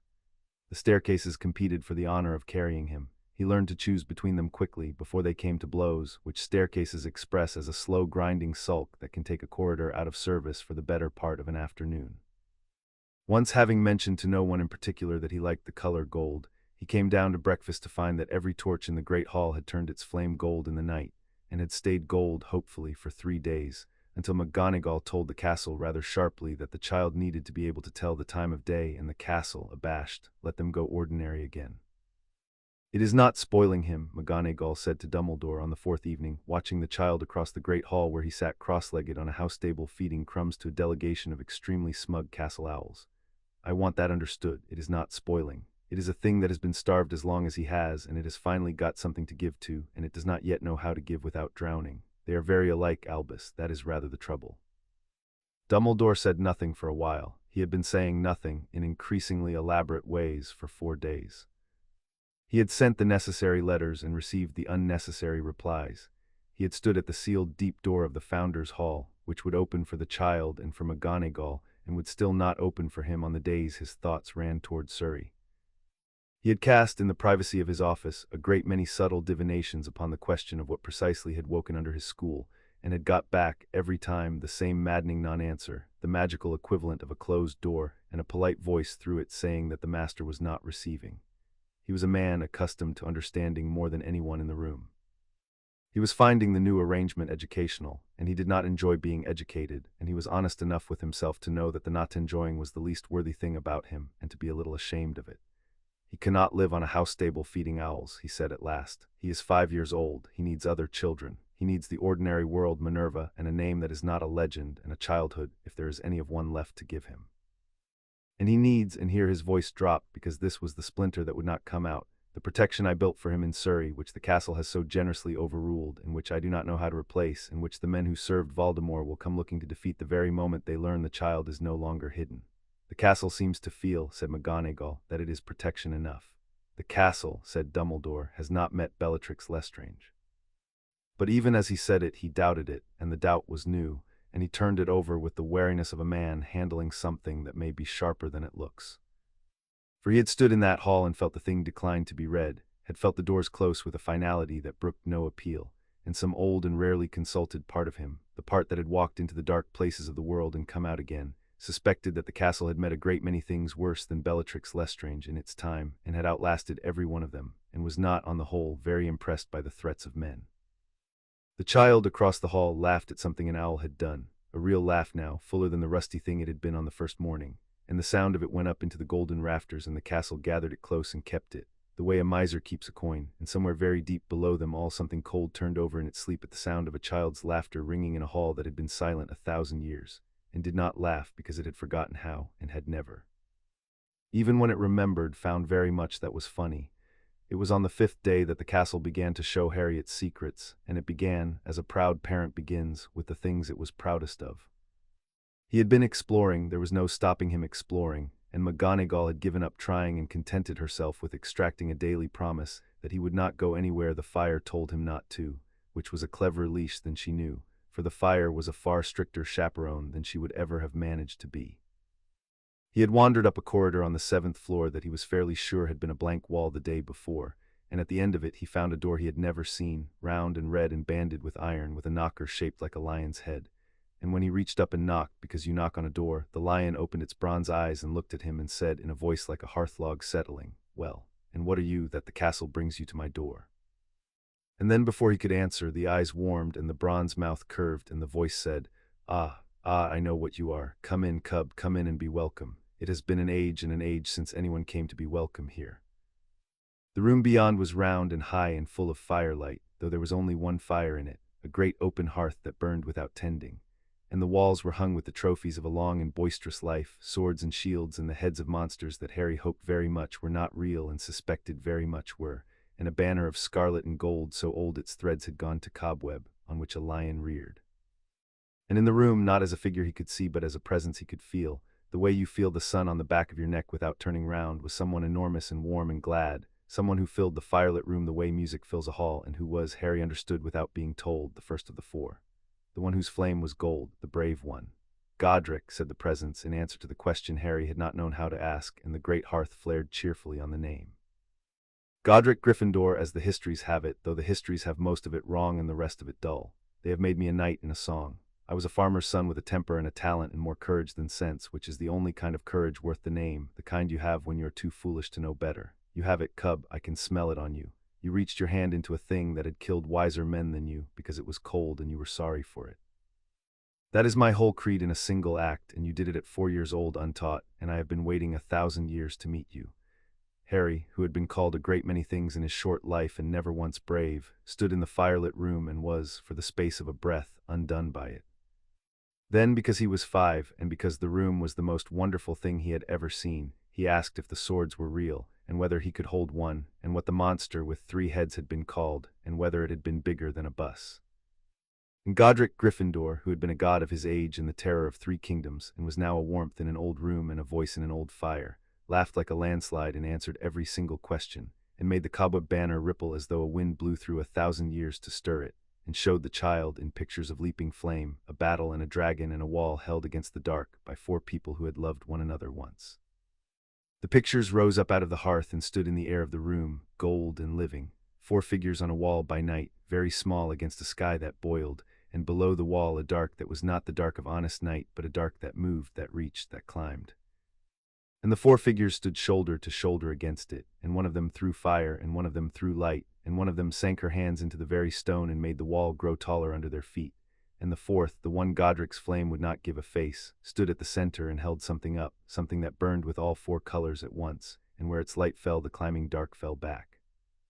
"We were terrible once," said the old fire, and there was no boasting in it now, only an ancient grief worn smooth as a river stone. "The 4 of us, with our backs to one wall and our faces to the same dark. There has never been anything like us before or since, and there never will be again, because the thing that made us terrible was that we were four, and we forgot it, and we let ourselves become one and one and one and one, and a thing alone is only as strong as itself. Remember that, cub, when your turn comes. It will come, it always comes, four flames, braided or none. Harry sat on the warm floor with his chin in his hands and his eyes enormous, and forgot for an hour that he had ever been cold in his life. That was the first room. The castle, encouraged, showed him the others. The eagle's door was not red but blue, and it did not have a knocker, it had a question. It hung in a corridor of high windows where the light came in cold and clean, and graven into the bronze of it were the words, which came first, the phoenix or the flame? Harry looked at it for a long time. He was 5, and he did not know what a phoenix was beyond the silver bird Dumbledore had made, and he did not know the riddle's intended answer, which had stumped clever heads than his for centuries. But he had spent his whole life working out what grown-ups wanted him to say, and then deciding whether to say it, and he had developed in that hard school a certain suspicion of questions that pretend to have one answer. That's a trick, he told the door. You want me to pick one. But you can't have a flame without something burning, and you can't have the bird if there's no flame to be born from, so they have to come together, or there's a third thing first that nobody's talking about. He frowned. Is there a third thing first? The blue door swung open, and a voice came out of the room beyond it, cool and clear and amused, a voice that smiled without warming, and it said, there is always a third thing first, and that is the beginning of wisdom, and you are 5 years old. Come in. I have questions, and you are the first head in 1,000 years that has not bored me before the second sentence. Rowena Ravenclaw's room was a library that was also an observatory that was also, Harry slowly realized, a single vast clock.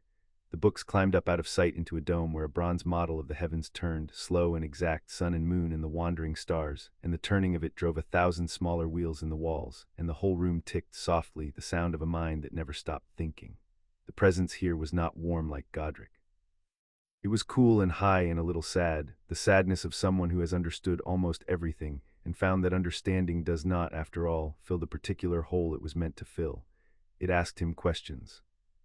It asked him why the staircases moved, and whether he thought a thing could be in 2 places at once, and what the difference was between a secret and a lie. And it listened to his answers, which were the answers of a 5-year-old, with a grave and total attention that no adult had ever paid him, correcting him when he was wrong, which was often, and going very quiet and still when, once or twice, by the accident of a child's clear sight, he was right.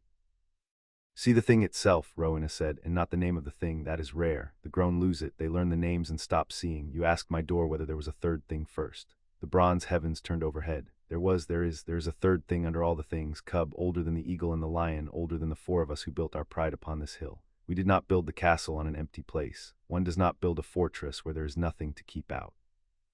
And the cool, clear voice went, for a moment, cooler still, and the great clock of the room seemed to hesitate in its ticking, the way a person hesitates on the edge of a thing they have decided on reflection not to say. But you are 5, Rowena said, recovering, and that is a riddle for a colder day. Ask me something else, ask me anything. It has been so very long since anyone asked me anything worth the answering.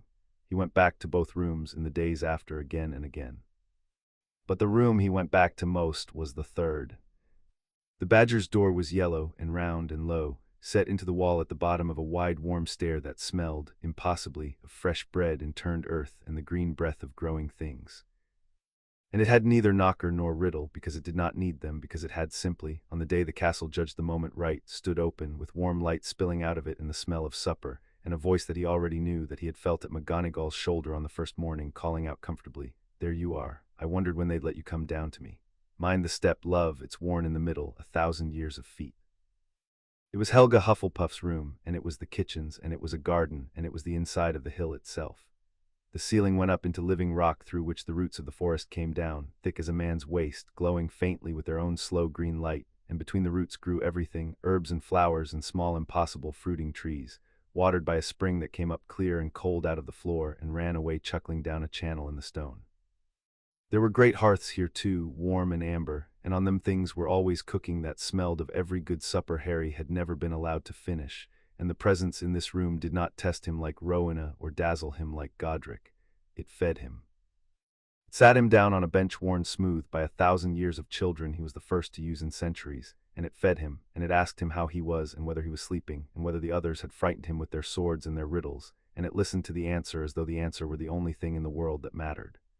They mean well, Helga said of the other 2, in the tone of a woman who has spent a long marriage to a feud, apologizing for her relations. Godric forgets you're small. He was never small himself, not even when he was small. And Rowena, bless her, thinks a thing isn't real until she's understood it, which is a hard way to live and a harder way to love, and it cost her, oh, it cost her more than she'll ever say. A green root shifted overhead, dropping a single late blossom into Harry's lap. But I'll tell you the thing they dance around, love, because somebody should, and it had better be me, because I'm the only one of the four who was ever any good at saying hard things gently. The amber fires burned low and steady. You've a great weight come to you, far too young. You didn't ask for it. You lit a fire because you were cold, and it turns out the fire was holding up the roof of the world, and now the roof is yours to hold, and you're 5, and it isn't fair, and don't let anyone tell you it's fair, because it isn't, and the first lie they'll tell you is that it is.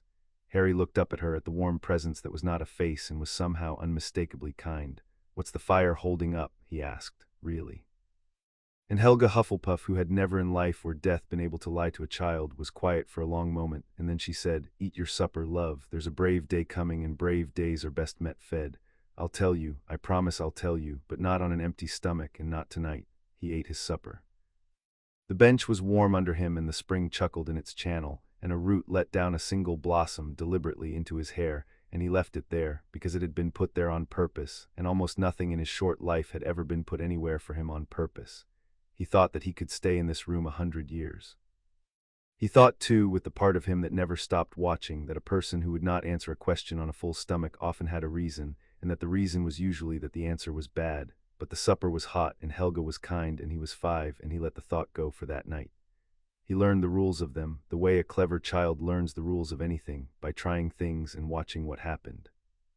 He learned that the castle could not speak in words of its own, that it had to borrow them from the fire or the founders or the old portraits, and that it grew better at it by the day, the way a stiff hand grows supple with use.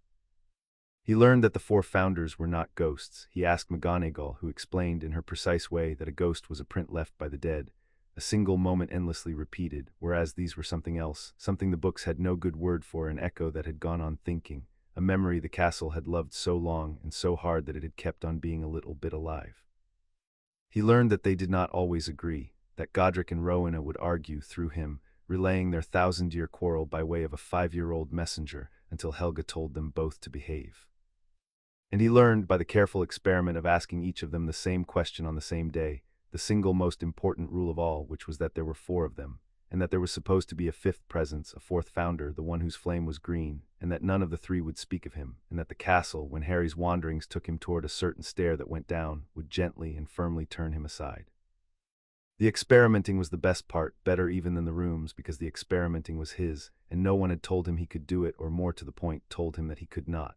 He began with the fire because the fire was patient, and because the fire was where it had all started. He wanted to know how it understood him. So he sat on the warm hearthstones one long afternoon and tried things, the way you try a new toy to learn its rules. First he asked it out loud in words to make itself blue, and it did obligingly, a clear cold cornflower blue. Then he thought the word red as hard as he could without saying it, and the fire went red. Then he tried a harder test. He said the word green out loud while thinking privately and fiercely, the color of the sea, and the fire hesitated and flickered and went the green-gray of deep water, the color he had been thinking, and not the green he had said. So you listened to the inside, not the outside, Harry told it, pleased with himself, and the fire warmed in the way he had learned meant yes. It was an important rule, and he turned it over carefully. The grown-ups at Privet Drive had only ever listened to the outside of him, to whether he was quiet and small and out of the way. They had never once cared what was on the inside. The fire was the opposite. The fire did not care whether he was quiet. The fire cared what he meant. He decided this was probably the most important difference between the 2 halves of his life, and he was right, and it had taken him one afternoon and one fire to work out a thing that some people never work out at all. He ran other tests methodically, because he had discovered that finding out was the best feeling there was. He learned that the castle could count after a fashion, but slowly, the way a very old person counts, and that it would rather not. He learned that it knew when he was sad before he knew it himself, and sent warmth without being asked. He learned that it could not, however hard he wished, bring him anything from beyond its own walls, so that when he wished aloud for a toy he half remembered from a shop window, the castle could only offer apologetically a small lion carved overnight out of a chair leg, which was not the toy at all, and which he loved on the spot and forever, precisely because it had been made for him and not merely fetched. And he learned by the unkind experiment that children always come round to in the end, that the castle could not lie to him. When he asked it a thing it would rather not answer. It did not deceive him the way grown-ups deceived him, with a quick smooth falsehood. It simply went quiet and warm and changed the subject, the way Helga changed the subject, the way all 4 of them changed the subject whenever he came too near the single question that none of them would answer. For there was one question. It found it the way you find a sore tooth by accident with his tongue and then could not leave alone. He had asked Godric one afternoon among the swords why there were only 3 of them, when the history said 4 founders and the great hearth burned with 4 colors, and Godric's warm room had gone cold for the first time since the door first welcomed him. Ask me of battles, cub, the old fire had said, gruff, the warmth gone brittle in it. Ask me of dragons, do not ask me of the 4th. He is not spoken of here. He had asked Rowena, who did not refuse him, which was worse. The cool, clear voice had said, he was the cleverest of us and the proudest and the most wronged, and he did the thing that proud, wronged, clever people do, which is to mistake his wound for a wisdom. His name is a hurt we do not reopen, but know this, since you will not stop asking. The histories say he quarreled with us over which children should be taught.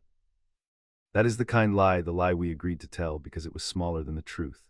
The true quarrel was darker, and it was over a door, and over what should be done about the thing that sleeps behind it, and it broke the 4 of us into 3, and a hearth that needs 4 flames cannot be kept alight by 3, and so the fire was let at the last to die. Everything that has gone wrong under this hill in 1,000 years began at that door, with the 4 of us shouting, and 1 of us walking away. And then the great bronze clock of her room had stopped ticking altogether for the space of 3 slow breaths, which Harry came to understand was the nearest Rowena Ravenclaw ever let herself come to weeping, before it resumed, and she said more gently, enough, go down to Helga. She will feed you, and she will not let you brood, and brooding is a thing best left to those of us with 1,000 idle years to spend on it. So he carried the question with him after that, into every warm room and down every bright corridor, the 4th founder, the green flame, the door, and the thing that slept behind the door. And the castle, feeling him carry it, grew watchful and began, gently and firmly, to steer him away from a certain stair that went down into the dark. It was that stair, in the end, that he could not leave alone. He was 5, and a thing forbidden is a thing illuminated, and the more carefully the castle steered him away from the down stair, the more certainly he knew that the answer to Helga's unfinished promise lay at the bottom of it. He waited until the castle was distracted, which took some doing, for it was seldom distracted from him. But there came an afternoon when a great owl arrived from London with a letter that put Dumbledore and McGonagall into a low and worried conference in the headmaster's office, and the castle's attention, which Harry had learned to feel as a warmth at his back, divided itself to listen at the office door, the way a parent half attends a child while quarreling with a spouse. And in that divided moment, Harry slipped down the corridor to the head of the forbidden stair, and went down it, quickly and quietly, the way he had learned to move in a house where being heard was dangerous. The warmth thinned as he descended. This he noticed first, and it frightened him more than the dark, because the warmth had been with him every moment since the night he lit the fire, in every stone and stair and doorframe, and now, for the first time, it was failing, going thin and reluctant, and then lower down, going out altogether, so that the steps under his bare feet were cold, ordinary cold, dead cold, the cold of the cupboard, the cold he had thought he had left behind forever. The torches did not light for him here.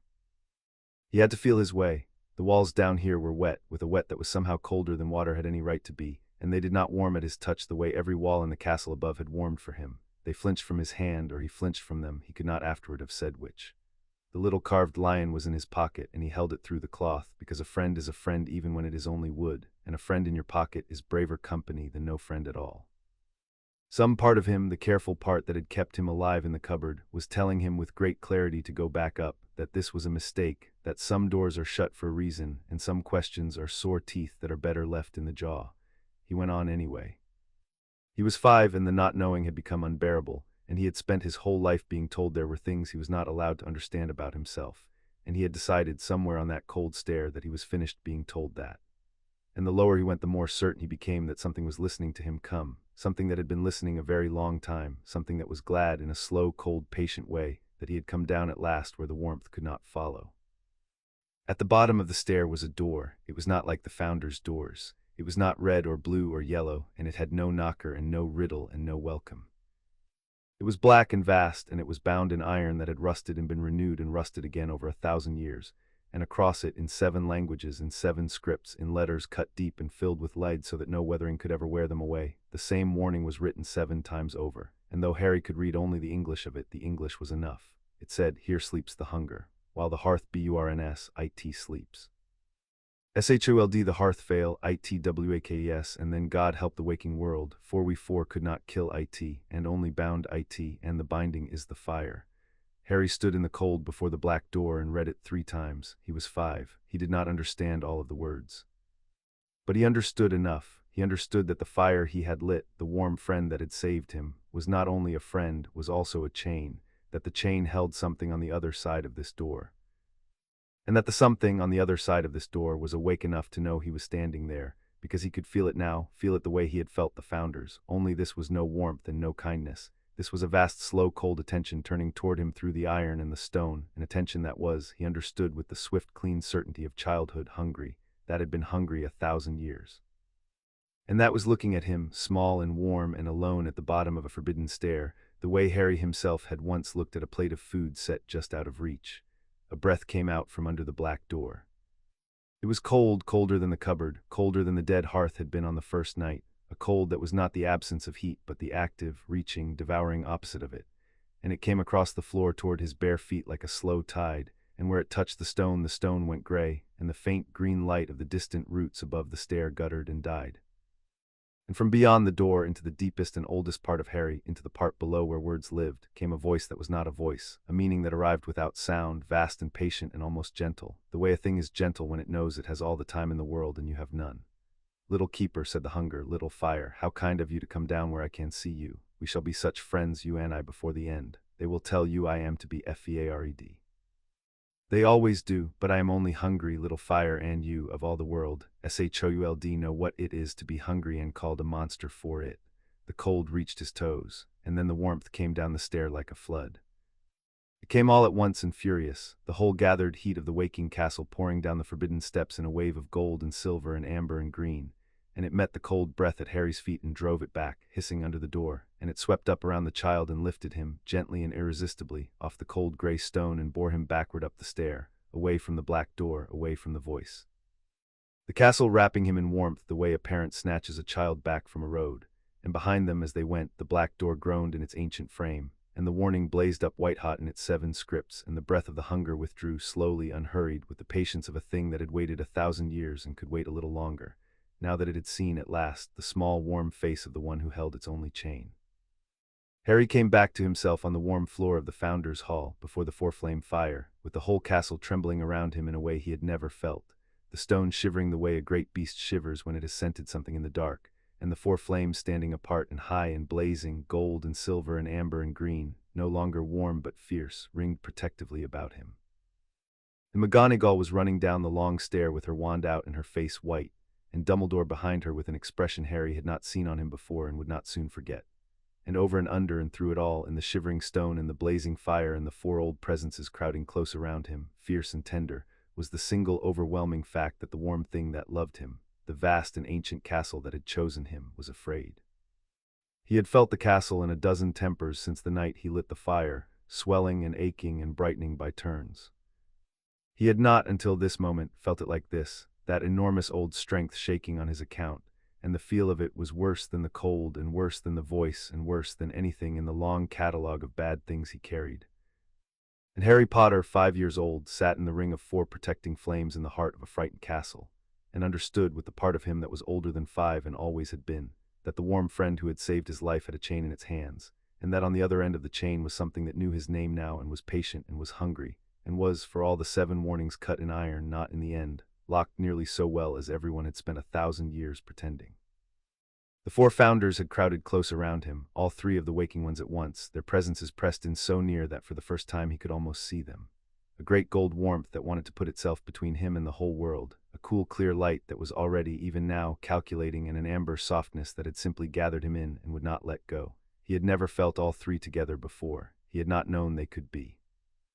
And under them, behind them, holding them, was the castle itself, the vast, slow, ancient will that had lit its torches for him and turned its stairs to face him, and it was shaking, the great stones of it trembling like the flank of a horse that has smelled fire, and that, more than the cold or the voice or the 7 warnings cut in iron, was the thing Harry could not bear. Dumbledore had come to the foot of the stair and stopped there, and he did not come closer, because the 4 flames had not given him leave. And on the old face, in the fierce 4-colored light, was an expression that Harry, who had made a lifelong study of the faces of adults, could not place, because he had never seen it on a grown-up before and did not yet have the word for it, which was the particular bleak attention of a man watching a danger he had spent his whole life preparing for arrive years too early and aimed at exactly the wrong person. Harry. McGonagall had reached him, was on her knees, her hands going over him the way a healer's hands go, looking for the harm. "Harry, what did you, did it touch you? Look at me, child, look at me." He looked at her. The 4 flames burned around him, fierce and high. The castle shivered. And out of the cold knot in his chest, where the voice had got into him and left a little of its frost behind, Harry asked the question that the 7 scripts and the failing warmth and the Founder's careful silences had all been circling, the question that no one in 1,000 years had wanted to be the one to answer, in a small, clear, steady voice that carried in the trembling hall. What did I let it know I'm here for? And the 4-flame fire, which had no words of its own and had to borrow them, and which loved him, and which would not lie to him, drew its 4 colors close and burned low and grave, and from the deep amber of it came Helga's voice, gentle even now, gentle most of all now, keeping at last the promise she had made over an unfinished supper. And what she told him, while McGonagall held him and Dumbledore stood white and silent on the stair and the whole cold-touched castle leaned in to listen, was as much of the truth as a small child could be asked to carry in a single night. What the 4 of them had built, and what they had buried in the dark beneath it, and what the lighting of a dead hearth by a freezing child had wakened, after 1,000 sleeping years, once more into the cold. The rest of it, the deepest and the most personal of it, the part that had a name and a face and a grief, would have to wait for the one who alone could tell it, and he was not, yet, ready to be heard. Chapter 3 and Chapter 4. Those who would hold the keys. There is a law in the affairs of wizards, older than the statute of secrecy and more reliably obeyed, which holds that no marvel may occur anywhere in Britain without 3 separate committees forming within the fortnight to decide whose marvel it properly is. The lighting of the Founder's hearth, an event without precedent in 1,000 years, an event that ought to have called forth from the wizarding world its rarest reserves of awe, called forth instead a great deal of correspondence. It could not be helped. The Founder's tongue had rung, and a thing that rings in the headmaster's tower rings also faintly in certain other towers, and in certain panelled rooms beneath London, and in the dreams of certain old families who had once, long ago, been told by their grandmothers that a bell would ring at the end of the world and that they should be sure to be standing near the front when it did. The warmth in the castle could be felt at the edge of the wards by anyone who knew to feel for it. And the Hogwarts owls, who were loyal to the castle and to the child and to no one else, could not prevent the ordinary owls of the staff from carrying ordinary letters home, in which the words "You will not believe what has happened" were written, in good faith, by people who did not yet understand that some marvels are safest unmarveled at. So the world learned, by the crooked roots the world always learns by, that something had woken in the deep of Hogwarts and that a child held the keys to it, and the world did what it does, which is to convene. Albus Dumbledore spent 11 days fighting a war made entirely of parchment, and he was very good at it, having fought such wars for longer than most of his opponents had been alive, and he lost it anyway, slowly, the way one loses to the tide. He could refuse the ministry an inquiry. He could not refuse the Board of Governors a visit to the school they governed. He could decline to discuss the nature of the hearth. He could not unsay the word hearth, which had got out, and which had set certain minds alight in a manner he found he disliked very much. He sat in his circular office among his spinning instruments and his dozing predecessors, and he composed letter after careful letter, and the burden of every letter was the same beneath its courtesies. There's nothing here that concerns you, and the child is well, and you may not come. And the answers beneath their courtesies were also all the same. Everything here concerns us, and the child is a national asset, and we're coming on Thursday. The truth was that the wizarding world had not had a proper marvel to quarrel over in some years, the late war having supplied chiefly horrors, and it fell upon this one with the pent enthusiasm of a court starved of scandal. The minister, Millicent Bagnold, a sensible woman who had survived in office precisely by never being seen to take an interest in anything, took, in this matter, no public interest whatsoever, and privately sent the one man in Britain best qualified to take an interest on her behalf, with instructions she was careful never to commit to parchment. The Wisengamot debated the question of the hearth for 3 full sittings without once agreeing what the question was. The Daily Prophet denied facts, printed speculation, which sells better in any case. And the old families, the ones whose grandmothers had spoken of a bell at the end of the world, sat in their cold great houses and read the speculation and thought their own long thoughts, and 1 or 2 of them began very quietly to make arrangements. "They will frighten him," said McGonagall. "They will try," said Dumbledore, and there was something in the dryness of it that was almost hope.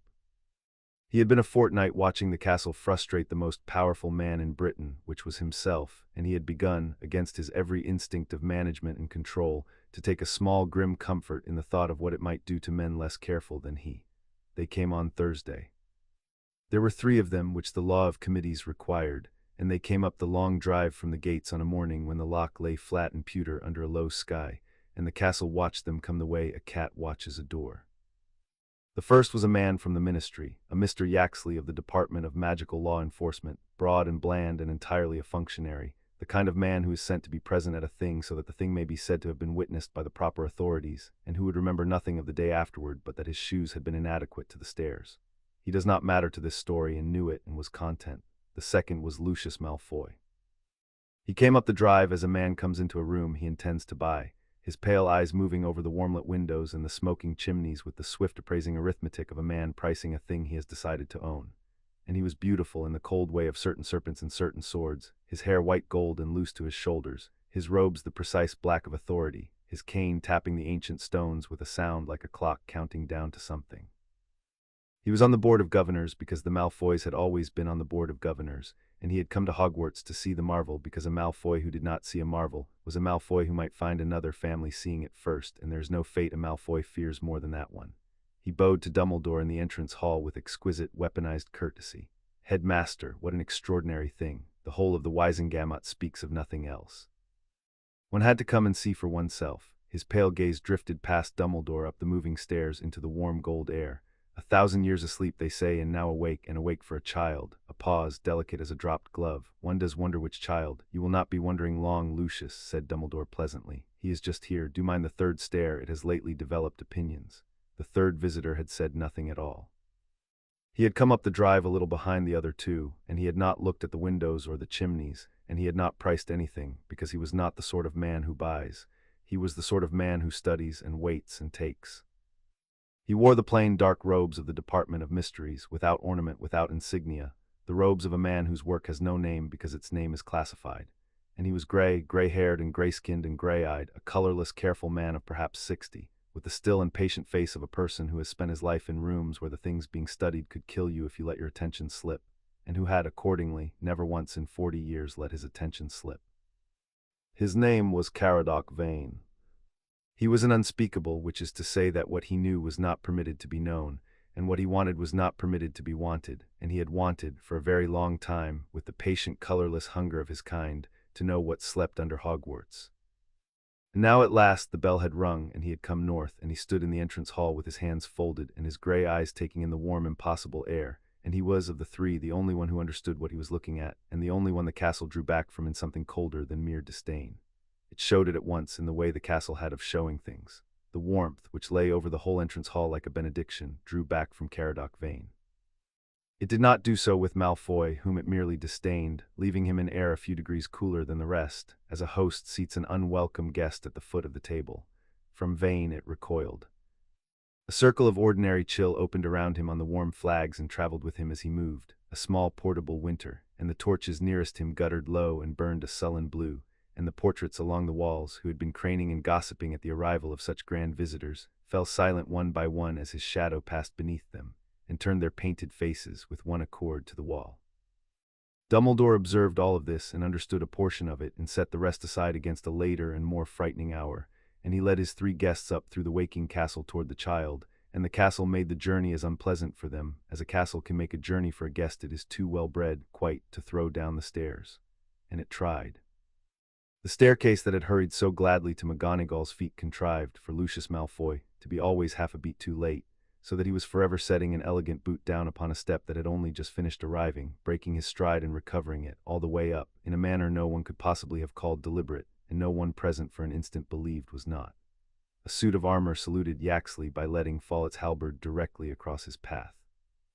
A door that Vane reached for opened, with great courtesy, onto a broom cupboard, and then, when he stepped back from it, disclosed that the corridor he had wanted lay behind him and always had. Cold draughts found every gap in their fine robes. A portrait of a stout abbot followed them 3 frames and observed, to no one in particular, that in 400 years he had never seen the castle take so against a living body, and that the last occasion it had managed even a tenth of such rudeness, the body in question had afterward proved to be the one poisoning the soup. None of it, by itself, was a thing a man could complain of. All of it together was a message, delivered in the only grammar the castle possessed, and Lucius Malfoy, who had been reared in a house that also disliked its guests with the greatest refinement, understood the message perfectly, and his composure, by the time they reached the great hall, had taken on the high hard glaze of a man being insulted by his betters and quite unable to prove it. Harry was in the great hall when they came, because Dumbledore had judged, correctly, that it was better to meet the delegation in the open hall than to let them anywhere near the deep places. and he sat on the bench beside McGonagall with his carved wooden lion on the table in front of him, and his face arranged in the particular blankness he had perfected over 5 years of being inspected by adults who had already decided what they thought of him. He had been told they were coming. He had been told to be polite and to answer what he wished and not what he did not, and that no one would make him go anywhere, which he had not entirely believed, because he had been told that before, on a doorstep he could not remember, and look how that had turned out. He had not faced the morning alone. The founders had come to him in the hour before the gates opened, the way they came to him now whenever the castle judged he had need, 3 presences gathering at the edges of the empty hall while he sat small on his bench and watched the great doors and worked at making his face into nothing at all. Godric had come first, a warmth at his back like a broad hand set between the shoulder blades. "Sit up, cub," the old fire had said, not unkindly. "You are the master of this house, and they are guests in it, whatever titles they have hung about their necks. A king does not slump for a tax collector. You owe them no smile you do not mean. Look them in the eye and make them be the ones to look away. They always do, the small grand men, the moment something truly large looks back." Rowena had come second, cool and clear and exact. "Watch their questions, not their words," she had said. "A man tells you the whole of himself by what he wishes to know. The one who asks after your comfort wants your trust. The one who asks after your power wants your power. Give them true answers to their small questions and no answer at all to their large ones, and you will learn a great deal more of them than they of you. And when one of them frightens you, do not trouble to hide it. A thing that hides its fear is owned by whatever it hides it from. Only do not let the fear be the one to choose. That is the whole of courage, child. The rest is songs."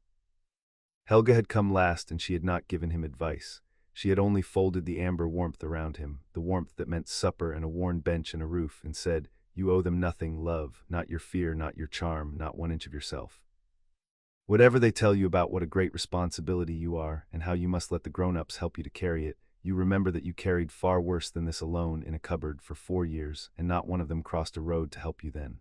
They are not here for you. They are here for what you can light. Do not ever, ever let yourself forget the difference." So when the great doors of Hogwarts swung open, Harry Potter was not, whatever it may have looked like from the cold side of the hall, a small lost child standing alone before the powers of his world. He was a small child with 4 founders and a living castle at his back, and he knew it, and it made the whole difference there was. Lucius Malfoy crossed the hall and looked down at him with a smile of immense and practiced charm. "So," he said softly, "the child who lit the fire.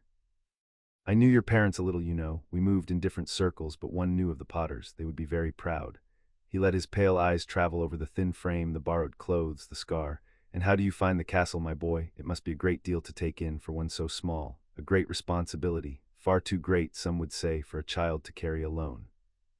Fortunate then that there are those of us who have made it our life's work to shoulder such burdens, and to advise and to guide.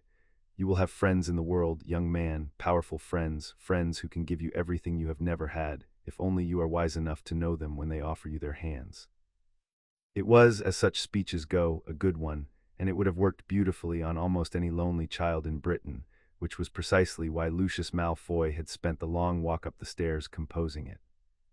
But Harry Potter had spent his whole short life among people who were nice when they wanted something, and he had recently acquired, in a fire that could not lie, a perfect instrument for telling the one kind of nice from the other. And he looked up at the beautiful pale man, and he looked once sideways at the nearest torch, which had turned its flame a cold and warning blue at Malfoy's approach and held it so, and he understood the speech completely. "No, thank you," said Harry. Malfoy's smile did not move. "I beg your pardon, you want something," said Harry with the terrible directness of the very young. "It's all right, lots of people do. The old man told me he does too, only he said so. You didn't say so. You said about my parents being proud and about friends and about everything I never had, and that's the thing grown-ups say right before they take something. So, no, thank you." He picked up the wooden lion and turned it over in his hands, dismissing the most dangerous man in the room with the supreme unconcern of a child who has decided a conversation is finished. "The castle doesn't like you either." The torch went blue. "It goes blue for people it doesn't like." There was a silence in the great hall of a quality Lucius Malfoy had not experienced since he was himself a child, and into it, from somewhere up among the rafters, came a sound that might have been the wind and was not the wind. It was the castle laughing, a low stony rumble of enormous and entirely uncharitable amusement, and the torches all down the hall flared gold for an instant in their brackets, and McGonagall put her hand to her mouth, too late, to cover something that was not quite a smile. Malfoy straightened. The charm had gone out of his face, leaving the thing the charm was for, which was colder and which Harry found he liked rather better, because at least it was honest. "He is unspoilt," Malfoy said to Dumbledore in a voice from which all the silk had been pressed. "How rustic, I'm sure it can be corrected." and he stepped back and gave the floor with a small ironic inclination of his head to the gray man who had been waiting all this while with the patience of stone.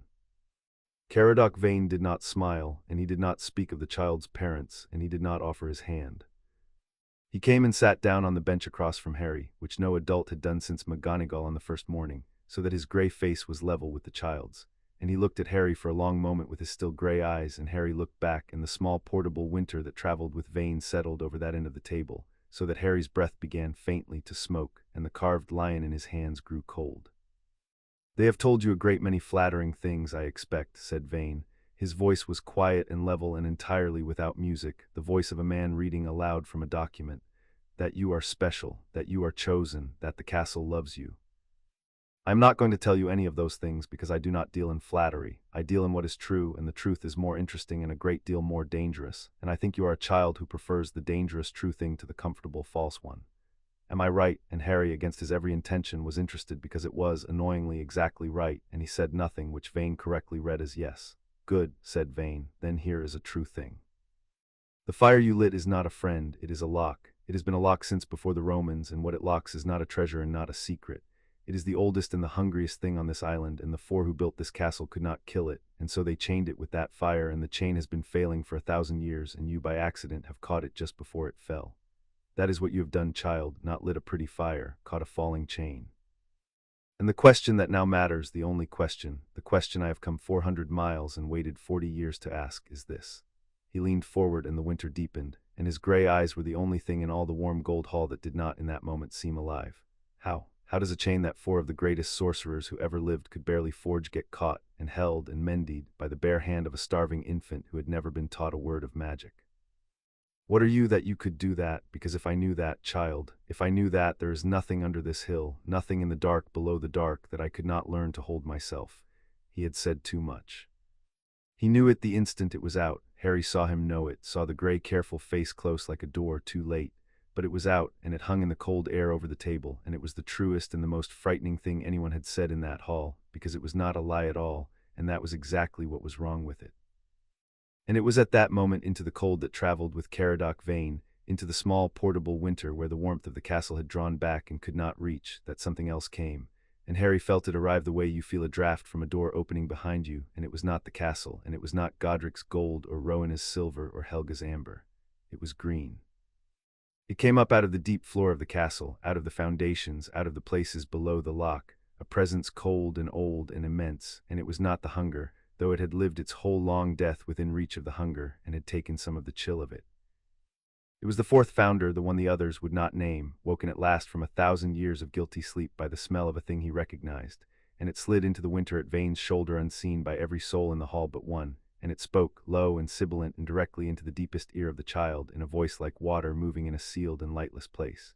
"This one," said Salazar Slytherin, "smells of the door. I know the smell. I wore it myself once when I was alive and clever and wrong. Mark him, little keeper. He does not want to hold the chain, he wants what is at the end of it. He has wanted it his whole gray life, the way I once wanted it, the way the hungry always want the thing that will eat them. The fire will keep your body safe from him. It cannot keep your mind safe. Minds are my province, and I am only just awake and very far down and not yet strong enough to stand between you. So I give you the only gift I have, which is the truth that cost me everything. When a clever cold man offers to take a great weight off your shoulders, child, it is never your shoulders he is thinking of. It is the weight." Harry sat very still on the bench, with the green voice fading in him and the gray man watching him and the cold smoking off his own breath, and he understood that there were now two hungers in the room, the old one under the floor and the new one across the table, and that the second had come for the key to the first, and that the key was him. What happened next happened quickly, and there are several accounts of it, and they do not entirely agree, because terror is a poor historian, but the essentials are these. Caradoc Vane, recovering himself, and judging correctly that he would not be permitted such an interview twice, did the thing he had truly come to do, which was not to talk to the child at all, but to take a reading of the magic that had answered the child. And he drew from within his plain dark robes a small instrument of the Department of Mysteries, a thing of black glass and turning silver rings, not unlike the instruments in Dumbledore's tower, but colder, older, made for a different purpose, made to measure and to map and in the end to copy. And he set it on the table between himself and Harry, and he woke it with a word, and it began with a thin rising whine to reach out and feel the shape of the power in the hall. The castle's response was not the polite refusal it had given Dumbledore. Dumbledore had reached to read it. This was a stranger, a cold stranger who smelled of the door, reaching to take. And the castle, which had spent 1,000 years learning patience and 4 days remembering love and had not yet had time to relearn restraint, answered with neither. Every torch in the great hall went out. In the sudden dark the enchanted ceiling cleared, not to stars this time but to a sky the color of a bruise, and a wind tore down the length of the hall and snatched Vane's black glass instrument up off the table and flung it the length of the room, where it struck the far wall and burst, not into fragments, but into a spreading stain of frost that climbed the stones and did not stop climbing. And from the place where it struck, from the cold wound it had opened in the castle's pride, there came an answering cold, deeper than Vane's winter, deeper than the dead hearth on the first night, a cold that came up through the floor and down through the bruised ceiling and inward from the frost-stained wall, and it was not the castle's cold, and it was not Vane's. It was the third thing, it was the thing under all the things. The probing had been a stone dropped down a well, and far below in the dark the water had heard it, and the water was rising. A suit of armor stood against the frost-stained wall, one of the 440, a tall old thing of black iron that had kept its post since the founding. As the cold reached it, it moved, not as the castle moved its armor with that long iron courtesy but wrongly jerking, the way a puppet moves when something has got hold of the strings that should be slack. And it took one step away from the wall into the dark hall, and turned its empty helm toward the child on the bench, and the cold poured out of the dark islets of it like smoke poured upward. And then between one heartbeat and the next, with a soft and dreadful sound like frost spreading across a pond, the iron of it went gray, and then white, and then simply came apart, unmade, every rivet and plate and joint of it crumbling into a fine pale dust that hung a moment in the freezing air, and then fell with a sigh to the floor, where it lay in a long pale drift in the shape of a fallen man. And 1,000 years of standing watch ended in the space of a breath, eaten, not broken, eaten by a cold that had reached up out of the deep through a wound. A gray man's curiosity had opened, and tasted the iron, and found it wanting, and wished, with a wish that filled the dark hall like a held note, that the iron had been something warmer. Then the warmth came back. It came as it had come on the night Harry lit the fire, and as it had come on the stair when the hunger breathed. All at once furious, a flood of gold and silver and amber and green pouring into the dark hall from every door and stair and rafter, and it met the rising cold and drove it down, back through the floor, back down the well, back behind its iron door, and the torches roared alight again all down the hall, blazing defiant, and the frost on the far wall cracked and steamed and fled, and the bruised ceiling cleared to honest gray morning. And the cold was gone, beaten back, for now, leaving only the long pale drift of dust on the flagstones where a suit of armor had stood for 1,000 years, and the silence of 4 mortal adults who had just been shown, with no possibility of misunderstanding, exactly what it was that slept beneath the school. Helga Hufflepuff's voice came out of the amber fire, and for once it was not gentle. It filled the hall, the voice of a woman who had spent 1,000 years being the kind one and had decided in this single moment to stop. And the fury in it was so vast and so old and so absolutely without mercy that Lucius Malfoy, not a man easily unsettled, took an involuntary step backward, and the ministry man Yaxley sat down hard on a bench and stayed there, and even Caradoc Vane went a shade grayer than his custom. "You," said Helga Hufflepuff to the gray man, and the single word cracked a window high in the hall. "You felt the cold at the gate. You knew what slept here before you climbed our stair. And you reached for it anyway, in a room with a child in IT, because you wanted to know. We 4 buried that thing with our own hands and our own deaths in the last warmth of our hearts, and we paid for it with everything, with our friendship and our fellowship and the breaking of the only thing any of us ever made that was worth the making. And you gray scrap of a man, you would dig it up to see how it works. The amber fire blazed to the height of the hall. Get out of my house. Take your pretty serpent and your useless witness and get out, and do not come back, for the next time you pass our gates the castle will not give you to me to shout at. It will give you to what is below, and I will not lift one finger of flame to stop it." It was, McGonagall said afterward, the single most terrible thing she had ever heard, and she had heard a Dementor's last meal and the scream of a mandrake at full strength. And the awful thing, the thing that sent the delegation stumbling for the doors, was not the volume of it or the cracking glass. It was that Helga Hufflepuff, the kindest of the 4, the mother of the castle, the one who fed the children and apologized for her relations and could not lie to anyone small, had meant every word, and that the meaning it from her was a more terrible verdict than all of Godric's thunder or Salazar's cold could ever have been. They went. Yaxley first, and gratefully, then Malfoy with his composure gathered around him like a stolen cloak, pausing only at the great doors to look back once, not at Dumbledore, not at the fire, but at the child, with an expression that had finished entirely with charm, and had moved on to arithmetic of a colder and more patient kind. And last of all, slowest of all, Caradoc Vane, who did not stumble and did not hurry, who paused at the threshold and turned, and looked back not at the child and not at the fire, but at the long pale drift of dust on the floor, the unmade armor, the place where the cold had reached up and eaten a thing 1,000 years old in the space of a breath. And on his still gray face, where there should have been the plain animal recoil of a man who has watched a thing eaten alive in front of him, there was instead something that Harry saw clearly across the whole length of the hall and would not forget, because it was the same thing he had felt pouring off the black door at the bottom of the forbidden stair, the same patient bottomless wanting, only this time it wore a human face and a human mind to scheme with. And Caradoc Vane looked at the proof of what slept beneath Hogwarts, the proof that should have sent any reasonable soul running for the sea, and what came into his colorless eyes, slow and certain and dreadful, was nothing a sane soul should feel before such a sight. It was appetite. He inclined his gray head, a small precise bow, to the child or to the fire or to the thing beneath the floor, and then he was gone out into the pewter morning down the long drive away, and the great doors of Hogwarts closed behind the three of them with a boom that shook dust from the rafters, and the castle bolted itself, every door and gate and window, with a savage rolling clatter of stone on stone that went on for a full minute. And then it was quiet and warm again, and the four-flame fire burned low and watchful in the heart of it, and a child sat on a bench beside a long drift of pale dust and held a wooden lion very tightly in both hands, and did not cry, because he had never learned how to do it where anyone could see. The four flames drew together in the emptying hall, and for the space of a few breaths all four founders were present at once, gold and silver and amber and green, the green one faint and far down, but there, truly there, standing with the other three for the first time in 1,000 years. They did not speak, the four of them, not in words, but Harry felt them take the measure of one another across the long cold distance of their ancient quarrel, four vast old presences who had not stood in one place since the day they broke, gathered now by a single small danger back into a single old purpose. It did not hold. The green flame guttered and sank toward the deep, too newly woken to keep the height, but it had been four for a moment. The hearth of the castle had burned four flames at once and braided, as it had not since the founding, and the castle felt it, and the thing beneath the castle felt it also and did not like it, and that far more than the rooted cold or the ruined armor was the true event of the day, although only the fire understood as much. Harry, said McGonagall, and the fight had gone out of her, leaving only the thing underneath it, which was older and softer and had been waiting a long time for somewhere to go. She gathered him up off the bench, lion and all, and he let her, which he had not yet let anyone do, and he put his cold face against her shoulder. Across the hall, Albus Dumbledore stood looking at the drift of dust, and at the place on the wall where the frost had climbed, and at the heart-deep certainty that had been growing in him since the first morning and had now, at last, finished growing into a shape he could no longer refuse to look at, that the protection he had built in Surrey was not the protection the child needed.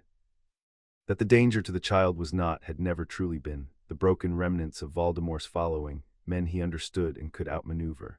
That the danger was a thing he did not understand at all, that had slept under his own feet for the whole of his tenure while he congratulated himself on understanding the castle.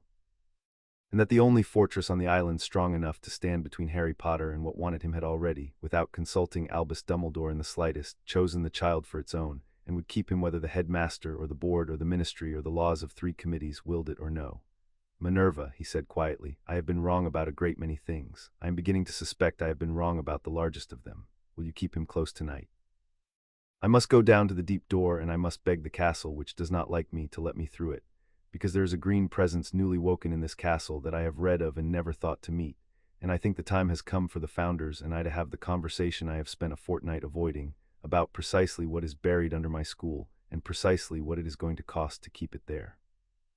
McGonagall took the child down to the warm yellow room that was Helga's, because there was nowhere in the castle warmer or safer, and because she did not trust herself that evening to be the only kindness in a colder place.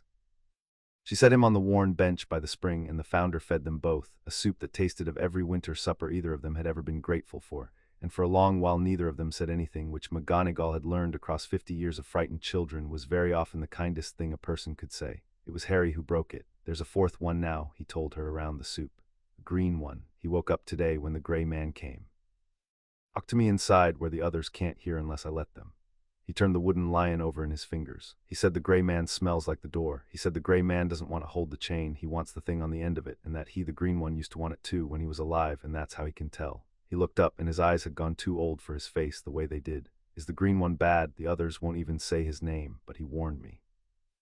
Bad people don't warn you, do they? McGonagall, who had taught the house that bore that founder's name for half a century, and had watched it turn out its share of both the worst and, quietly, some of the very best of her children, took a long moment over the answer because the child had earned a true one. I don't think people are as simple as bad or good, mostly, she said at last. I think there are some who do a great wrong and then spend a very long time being sorry for it, and I think that being sorry, the kind that lasts and changes nothing it can no longer reach, is its own hard sort of good. If your green one warned you, then whatever he was, he stands with you now. Trust the warning. Be careful of the one who gives it, both at once. That is how the rest of us manage to keep walking about, child. We hold two true things in the one hand and try not to look down. Harry thought about that. Then he put his cold hand into her warm one, there on the worn bench in the amber light, and held on to it, and did not let go for a long time. And the kitchen fire burned low and glad, and far below it the green presence kept its lonely watch beside the iron door, and was, in its cold and guilty fashion, comforted to have been, after 1,000 years, believed. Outside, the loch lay flat and grey under a flat grey sky and gave no sign, but deep beneath it, behind a door of iron written over 7 times in 7 scripts, the patient ancient cold settled itself once more to wait, well content with its morning. It had been fed a little after 1,000 years of fasting, not the warm thing it wanted, not yet, but a taste, a single old iron mouthful, enough to remember by. And it had learned 3 things worth the learning: that the chain could be reached, that there were those above who would reach for it, and that the little keeper, the small warm fire who held its lock, was loved, and a thing that is loved, the hunger knew with the long cold wisdom of the truly starving, is a thing that can be used. Chapter 4 and Chapter 5. The thing beneath the light. The night after the grey man's visit, the castle did not sleep, and so neither did anyone in it. It was not that anything happened. It was that the warmth, which had lain over everything like a benediction since the first night, had developed, for the first time, an edge of watchfulness, a tautness, the particular quality of a house in which someone is sitting up with a sick child. And the souls of the castle, which is to say its 100,000 tons of stone and its handful of waking people, felt it and lay awake in it, and waited for a morning that would have to bring some reckoning, because the broken thing downstairs had now been shown to everyone who mattered, and a broken thing once seen cannot be unseen. Harry lay in the too soft bed in the tower the castle had grown for him, under more blankets than one child could need, the carved wooden lion on the pillow beside him, and he did not sleep either. And what kept him awake was not the grey man's winter, nor the unmade armor, nor even the cold patient voice from under the floor, though all of those waited for him whenever he shut his eyes. What kept him awake was a smaller and more stubborn thing. He had not been told yet the whole of it. The grown-ups had handed him pieces, the way grown-ups always handed him pieces, the safe pieces, the bedtime-sized pieces, and Harry had spent his entire short life being passed the safe pieces of stories that were really about him, and he had decided, somewhere in the cold dark of the tower, that he was finished with pieces. If the thing under the school was his to keep, then the truth of it was his to know, the whole grown-up-sized truth of it, however bad, and he meant to have it in the morning, and he would not be fed soup and put off again. The castle let Dumbledore through the deep door that night, which it had refused him for a fortnight, and the manner of its relenting told him a great deal that he would rather not have learned. It did not open the door because he had earned its trust. It opened the door because the time for keeping secrets from him had passed, and the difference between those 2 reasons was the difference between a host and a condemned man's chaplain, and Albus Dumbledore, who missed very little, did not miss it. He went down alone by his own insistence and the castle's grudging leave, down the long stair past the place where the warmth failed, into the cold that no torch would light, and he stood before the black iron door with its 7 warnings in 7 scripts, an old man with a borrowed candle, and he did what he had not done in many years, which was to admit aloud to powers older than himself that he did not understand and to ask to be taught. They taught him. The 4 founders came up out of the deep to meet him at the door, 3 of them in the strength of the waking castle, and the 4th faint and green and far down, and they spoke to him through the cold air and the failing candle and the iron itself. And what they told the headmaster of Hogwarts in the dark before the door was the strategy of the thing, the shape of it, the cold arithmetic that a man charged with the keeping of 1,000 children would need. And it was, in its way, worse than what they would later tell the child, because the child would be told a story with a heart in it, and Dumbledore was told the truth as the powerful tell it to one another, which is to say as a sum that does not come out. The sum was this. Beneath the hill, beneath the loch, in the deep places the founders had chosen precisely because of what already lived in them, there slept a thing older than wizardry, older than speech, older very probably than the island itself. And it was not alive, and it could not be killed, because it was not a thing at all but an absence with a will, the whole that is left in the world when warmth and memory and being are taken out of it, and given by some accident at the foundations of creation the one attribute a whole should never have, which was appetite. The founders had named it the unlight and the hunger, and a third name in the old tongue that Dumbledore was not given, because names have power and that one had too much. It ate. It had been eating slowly, patiently, for longer than there had been anything on the hill to notice, which was why the loch was black and bottomless and cold in every season, why no truly ancient tree grew on the slope, why the very oldest of the local legends, older than the Romans, spoke of the hill as a place where things went in and did not come out, and where the snow in winter fell gray. The four had found it and had understood with the clarity of the great two facts at once, that it could not be killed and that it must not be left, so they had done the only thing that remained. They had built a lock around it and a fire to seal the lock, and the fire was the four-flame hearth, four flames because the unlight was a fourfold absence, the whole left by four kinds of warmth. And the four kinds of warmth were the four virtues the founders had each carried and built their houses upon, courage and wit and loyalty and cunning, which were not, the founders said, four nice qualities for a child's report, but the four walls of the human soul, the four warmths that a person generates simply by being fully and bravely alive. And braided together, four into one, burning in the great hearth, they made a heat the unlight could not cross, a wall of pure being against the pure absence, and behind that wall the hunger had slept 1,000 years.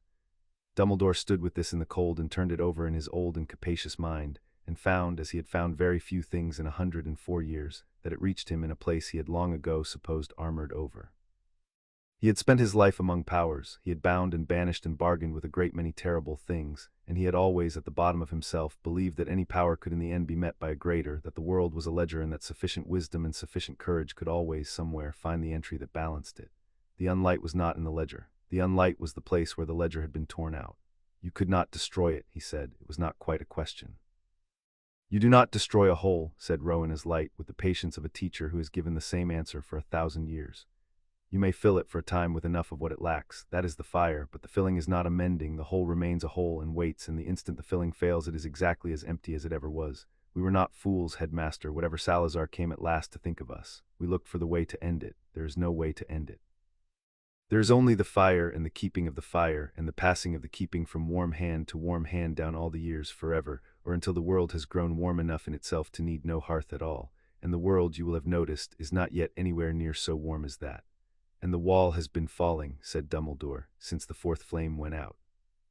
Since the fourth of us walked away, said Rowan as cold, clear light, and could not be replaced, for the hearth was made for four, and three cannot braid a rope of four strands, and so the fire thinned and guttered, and after long centuries died, and the world forgot it had ever burned and called us a school.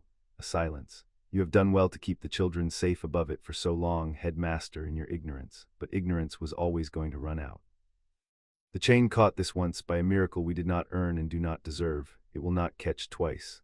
The fire is lit again, and the lock holds again for now, but a lock that has rusted 1,000 years is not mended by being shut once more.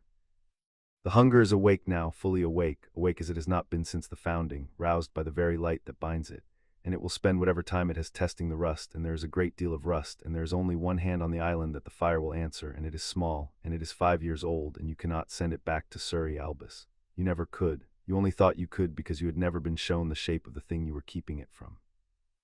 And Albus Dumbledore stood in the cold before the door, holding his guttering candle, and let go, finally and completely, of the last of the plan he had carried up a Surrey garden path 4 years and a lifetime ago, and what came into him in its place in the dark was not relief and was not resolve. It was dread, the cold adult certainty of a man who has at last seen the whole of a problem, and understood that there is no version of the future in which a child he is sworn to protect does not stand in the very front of the fire. And he carried it back up the stair with him, and it did not leave him again for a long time, and it made him in the days that came both better and worse than he had been, bolder and warier, gentler with the child and harder with the world, in the way that only a thing of that weight, once honestly faced, can make a person. That was the truth told as a sum. The truth told as a story was kept for the morning, and for the child, and for the one of the four who alone could tell it because it was his. They brought Harry down the next day, when the sun was up and the castle was at its warmest, and they brought him down properly this time, not creeping alone but borne in state, the four-flame fire dividing itself into 4 traveling flames that went before and behind and to either side of him down the long stair, so that the warmth did not fail as he descended but came with him, a small moving island of gold and silver and amber and green pressing back the dark and the cold all the way to the bottom. And McGonagall walked at his side with her hand on his shoulder, and Dumbledore came behind, and at the black iron door the three bright flames drew back deliberately and left only the green one, low and steady, burning alone before the door that was its long penance. And there at last, in the cold place that was his to keep, Salazar Slytherin told the child the truth. "I will not dress it," said the green flame, in the voice like water moving in a sealed and lightless place. "I have had 1,000 years to learn what dressing it is worth, and the answer is nothing, and I have nothing left to spend on vanity. I found this thing, little keeper. That is the first truth and the worst, and the others would spare you it out of kindness, and I will not, because kindness was never my house's gift, and because you deserve the Maker's name on the thing that has been put upon you. I found it. The others chose this hill for its beauty and its springs and its high defensible stone. I chose it because I could hear, when I put my ear to the ground, the thing that was already here, eating. And where Godric heard nothing and Rowena heard a riddle and Helga heard only the green growing things, I heard the hunger, and I was the one who went down to look." The green flame burned lower and the cold pressed close, and Harry stood very still and listened, because he had learned that the truest things people tell you are told quietly and only once. "I was the cleverest of the four," the flame went on, "and I do not say it to boast. Cleverness was my curse and not my crown, and I have had 1,000 years to learn the difference between the two, which is a lesson cleverness is particularly slow to learn. I went down and I found it, and I understood it as the others could not, because to understand the hunger you must have a little of it in you, and I did. We all do, child, that is the secret no one tells you. There is a little of the unlight in every soul that ever wanted more than it had. But there was more of it in me than in most, and so I understood, and I came back up and I told them what slept beneath us, and the four of us did a great thing together, the greatest thing, perhaps, that has ever been done on this island.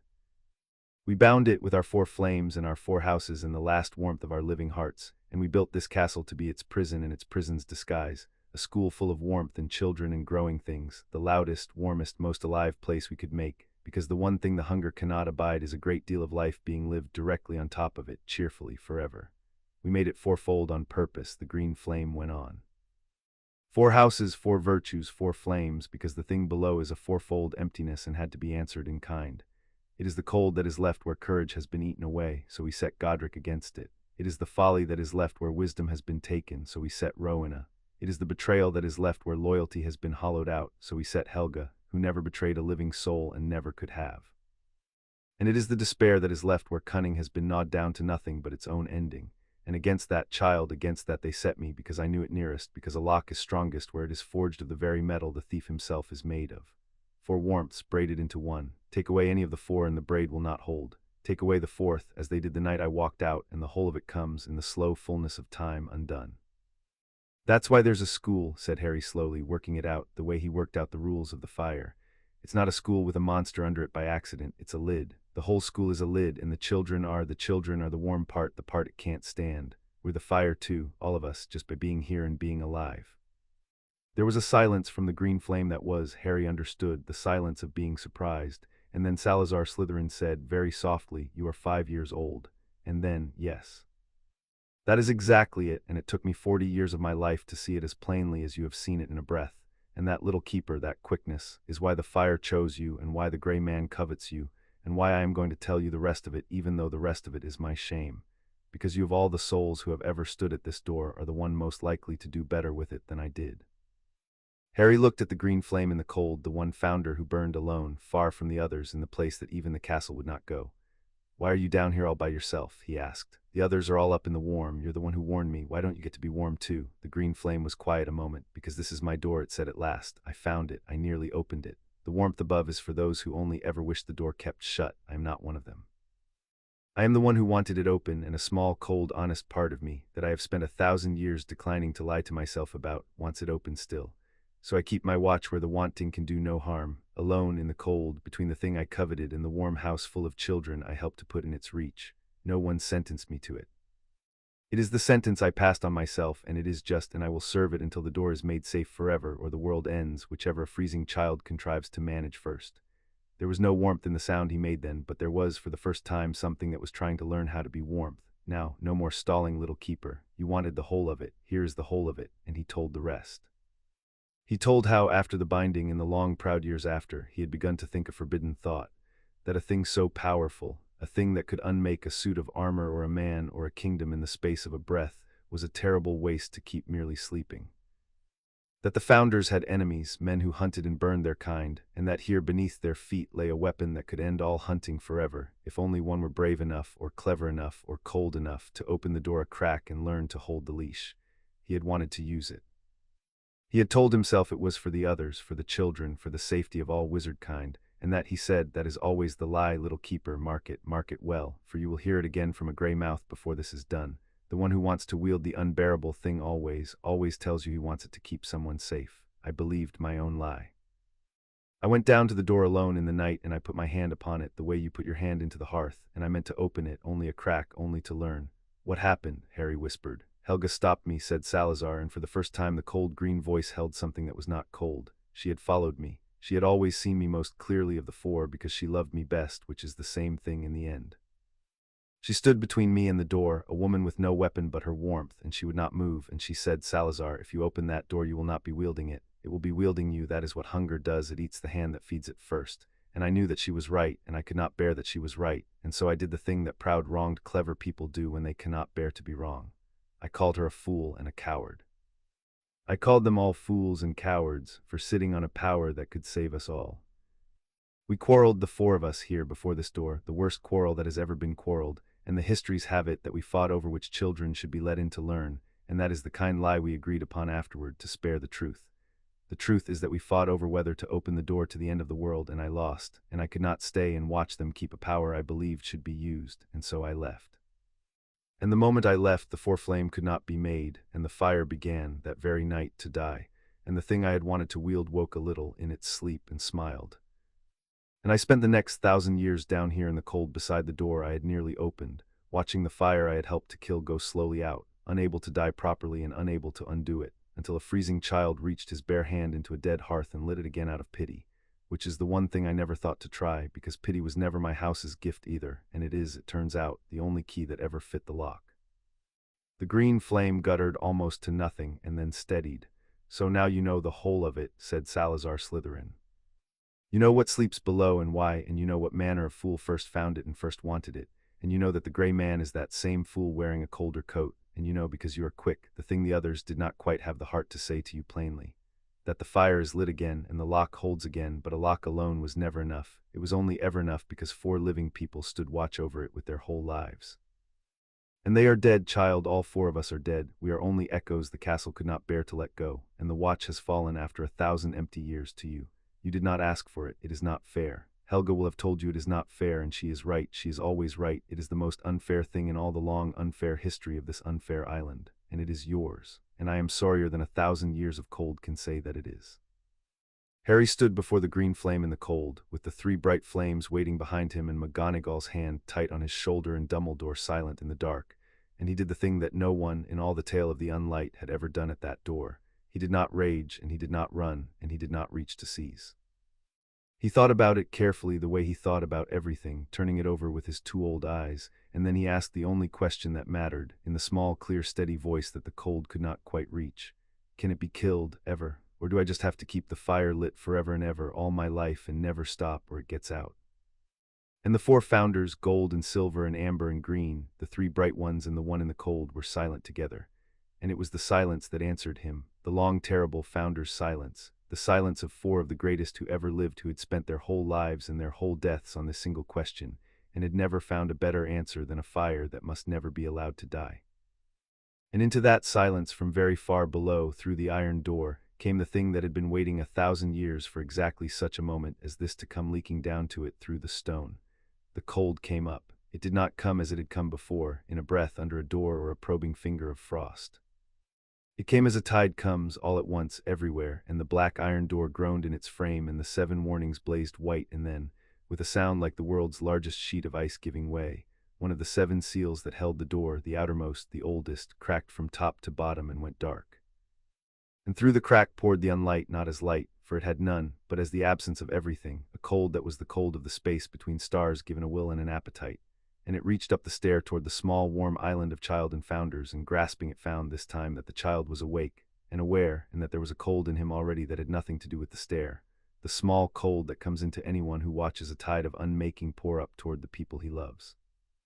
And that cold, the founders had forgotten to warn him, was a road, the one road into a warm thing that warmth itself cannot bar, and the hunger climbed it like a ladder. What saved them was Harry and the speed of him, and the thing he had learned on the first night and proven 100 times since, which was that the fire did not listen to the outside but to the inside, to what he meant and not what he said. He could not make the cold in him go quiet, no one could, with that pouring up the stair toward them. But he found in the half-second he had that he did not need it quiet. He needed only to keep it from being the one to choose, which was the very thing Rowena had named to him as courage. And he reached, not with his hand this time, but with the whole untidy furnace of himself, the way he had reached into the dead hearth on the first night, and he took hold of the 4 flames around him, all 4 at once, gold and silver and amber and green, and he did not order them and he did not beg them. He simply meant, with everything he was, the single thing he had meant on the first night and had never stopped meaning. Warm, be warm, everyone be warm. No one should be cold who does not have to be, not me, not McGonagall, not the old man, not even the green one alone in the dark, no one be warm. And the 4 flames braided. They had not braided fully since the founding. The castle had managed it for a single moment in the great hall, an accident, a flicker. But now with the master's whole will pouring through them and the hunger climbing the stair, the 4 traveling flames around Harry rushed together into one, gold and silver and amber and green into a single column of light that was warmth itself given a body and a fury, the true 4 flame fire, the actual seal, burning not in its distant hearth but here now in the cold stairwell around a 5-year-old child. And it met the rising unlight at the foot of the stair, and it did not merely hold it. It drove it down. It poured down the stair like the wrath of every warm thing that had ever been eaten, and the unlight shrieked, a sound below sound, the sound of an absence being filled against its will, and it fled back down through the cracked door, back behind the 6 seals that still held, leaving the 7th dark and broken and the stairwell ringing with a heat that cracked the ancient stone. And Harry Potter stood at the center of the braided 4 flame fire with his arms flung wide and his face wet and his 2 old eyes blazing with 4 colors, holding the whole seal of the world together by main force and pure pity, for the space of about 4 seconds, before the size of it caught up with the smallness of him, and he folded up and went out like a snuffed candle, and McGonagall caught him before he struck the stone. For 4 seconds the stairwell had held the entire seal of the world, and the stone remembered it. Where the braided fire had stood, the ancient steps were scorched to glass, and the cold the unlight had poured up them had left in its fleeing a tide line of gray frost that marked exactly how high the dark had climbed before a child turned it back, waist high on a grown man, which is to say a head and shoulders over Harry.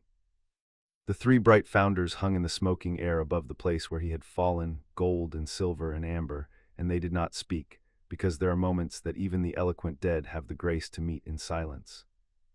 And far below, the green flame had come as near as its penance allowed, up to the very edge of the returning warmth, and hung there at the foot of the stair, looking up at the small unconscious shape that had just done, untaught and unbidden, the thing that the 4 of them together had once given their whole lives to do. He was not hurt. The fire would never hurt him. You cannot be burned by your own warmth. But he was 5, and he had held the lock of the world in his 2 small hands, and the holding had emptied him the way a single hard cry empties an infant, and he slept where McGonagall caught him deeply, instantly, with the frost of the hunger melting out of his black hair in little beads. And the 3 founders gathered close, fierce and tender, and the green one in the cold below them keened, very low, a sound 1,000 years overdue. And Albus Dumbledore looked at the broken 7th seal, and at the child asleep in McGonagall's arms who had just done with raw will and raw pity what 4 legendary founders had needed their whole lives to do, and understood the last and worst of the truths the deep door had to teach, that the castle had not chosen a mascot or a marvel or an heir. It had chosen a soldier, the smallest one on the island, the only one that would do. It would have been a fine and dreadful place to end the day. The day was not finished. They carried him up out of the cold, the 4 flames going before, and the warmth flooding back into the stair behind them as they climbed. And McGonagall would not give him over, not to a conjured stretcher nor to the castle's own gentle hands, but bore the sleeping child the whole long way herself, up past the place where the warmth returned, up into the lit and living levels of the school, and laid him in the grown bed in the tower under all his unnecessary blankets, and sat down beside him, and did not move. The castle gathered the warmth thick and close about the tower, and posted armor at the stair, and burned every torch on that floor a steady reassuring gold, and was, for the space of an hour, wholly and tenderly occupied with the keeping of one small sleeping soul, which was, of course, exactly the hour. It is the oldest lesson of every siege and every sick room and every tired parent in the history of the world, that the moment all the watchers turn inward to the thing they love, the wall behind them stands unwatched. The castle was vast, and its love was vast, and its love in that hour was pointed entirely at a tower. And far below, in the deep places where its attention had been and now was not, in the cold beyond the broken seventh seal, something patient and gray was already most of the way to the door and had been for some time, and the castle, for the first time since it woke, did not know. It was Salazar who knew. Alone of the four, he had not gone up with the child. Alone of the four, his watch was the deep, and the deep was where the wrongness moved. And he felt it the way one feels a draft from a window one was certain had been shut, a thread of the gray man's stolen winter sliding where no winter of the castles belonged. He could not call up to the others. He was too far down, too newly woken, and they were all of them in the gold tower with the child. He could do only the single thing a watchman at a door can ever do, which is to refuse to leave it. He drew himself up, the green flame in the cold, the founder who had nearly opened this door once and had kept it 1,000 years since out of a penance no one had asked of him. And he set himself, faint and alone and wholly unregarded, between Caradoc Vane and the thing that the two of them, God help them both, had each in his time most wanted in all the world. For Caradoc Vane had never truly left. He was an unspeakable, and the unspeakables keep the old maps, the ones that show the ways into Hogwarts that the castle itself has half forgotten, the smuggler's cuts and the founder's bolt holes and the drowned tunnel that runs under the lock from a cave on the far shore. And Caradoc Vane had not spent 40 patient gray years studying the deep places of the world in order to be turned back at a front gate by an angry fire, however magnificent. He had bowed and gone down the drive and walked out the gates, and waited in the cold cave on the far shore through a day and a night with the patience that was his single genius. And when the castle's whole vast attention turned inward and downward to the breaking of the seventh seal, when every flame and ward and watching stone of it bent itself to the saving of the child on the stair, Caradoc Vane walked in, unnoticed, through the drowned tunnel under the lock into the deep places toward the door. And he was already most of the way to it, a gray patient figure with a black glass instrument cradled in his hands like a chalice, when the braided fire drove the unlight down and the seventh seal broke, and he stood in the dark of the deep passage and watched the cold come pouring back down past him toward its prison, and he smiled for the first time in this story and very probably the last, because the seventh seal was broken, and a broken seal is a door that is, by however small a fraction, open. And an open door is all that a patient man ever truly needs. They found him there an hour later, when the child had been carried up to safety, and the castle had turned its terrible attention at last outward and downward, and found the intruder in its bowels, and found, too, that the green flame had got there before it, faint and alone, set between the gray man and the door, buying with its 1,000-year vigil the minutes the castle needed to wake to its danger. Found him standing before the black iron door in the cold, his gray face lit from below by the broken seal, his instrument singing its thin cold song against the dark, copying, measuring, learning, and when the four-flame fire roared down the passage to take him, it could not. It broke against an emptiness around him, a small portable winter grown vast, a cold he had not brought with him but had drawn in the hour he stood there, out from behind the broken seal, wrapping himself in a stolen cloak of the very unlight, so that the warmth could not reach him any more than it could reach the thing below. And Caradoc Vane turned in the cold he had stolen and looked up the dark passage at the four bright flames raging and unable to touch him, and at the old headmaster behind them, and he spoke for the first time the whole of what he wanted in his level, colorless voice as a man reads a verdict. "You buried a god," said Caradoc Vane, "because you were afraid of it. 4 cowards and 1,000 years of cowards after them, sitting on the greatest power that has ever existed, lighting a child on fire to keep it asleep when it might have been woken and harnessed and made to serve. I am not afraid of it. That is the whole of the difference between us, headmaster, and it is the only difference that has ever mattered in the history of the world. I am not afraid, and you are. I will open the door. I will take what is behind it. And the only thing I require, the single small key that 4 founders were too frightened to forge and you're too sentimental to use, is the child who can command the fire. Because the fire is the only force that can hold the hunger steady long enough to be bound to a will, and the child is the only hand the fire obeys. And so I will have the child, Albus, by your leave or without it, and I will put his small hand to this door, and I will teach the world what its grandmothers meant when they spoke of a bell." Albus Dumbledore stood in the dark passage with the four-flame fire raging useless before him, and discovered that the most powerful wizard in Britain had nothing in the whole long armory of his spells and his wisdom that would answer. For you cannot duel in absence, and you cannot reason with appetite, and a man wrapped in stolen unlight has made himself, for as long as he can bear the cold of it, into a small living piece of the very thing the fire was built to hold. "You have wrapped yourself in your own death, Caradoc," he said, and his voice in the cold was steady and terribly gentle. "That cloak does not keep the hunger out, it lets the hunger in. You believe that you are wearing it, it is wearing you. Take it off, man, while there is yet a man left inside it to do the taking. I have seen what you are about to become, and I would not wish it upon the worst soul I have ever fought, and you are not, whatever you have done this night, the worst of them." But Caradoc Vane only smiled his single grey smile, the smile of a man who has waited 40 years and will not now be talked out of the last yard of his road, and he turned back to the door. And from behind the broken seventh seal, from the deep, from the dark below the dark, the hunger which had been driven down but not back to sleep, which had tasted the cold in the child and the appetite in the grey man in a single hour and found them together, the most promising meal it had been offered in 1,000 years, spoke for the second time in this tale into the deepest ear of every soul in those passages at once, into the grey hunger of Vane and the long cold weariness of the old man. And the 1,000-year silence of the four, and far above, into the dreams of a sleeping child it now knew by name. Yes, said the hunger, bring me the little fire. We have so very much to discuss, he and I, about what it is to be hungry and called a monster for it, and buried in the dark by those who say they love you. Bring him down, grey man, I will teach him what he is. And then we shall see whose fire burns the longer, the lock, or the thing it was built to hold. Chapter 5 and Chapter 6. The Master and the Mortar. A siege is a strange and patient kind of violence, and the one that began that night in the deep places of Hogwarts was the strangest in the long strange history of sieges, for it was conducted between a man who could not be touched and a castle that could not touch him, over a door that neither of them could be permitted to open, and only one of them wished to. Caradoc Vane worked at the broken seventh seal with the unhurried craftsmanship of a master at his bench. He had what he had come 400 miles and 40 years to get, which was time, and a crack to a patient man is only a door that has not yet finished being persuaded. He had wrapped himself in a cloak of the unlight drawn out from behind the broken seal, and the cloak made him cold and made him untouchable, and was, though he had not yet noticed, already at its slow work upon the inside of him, the way frost works upon a pipe soundlessly from within, finding the small flaws and widening them.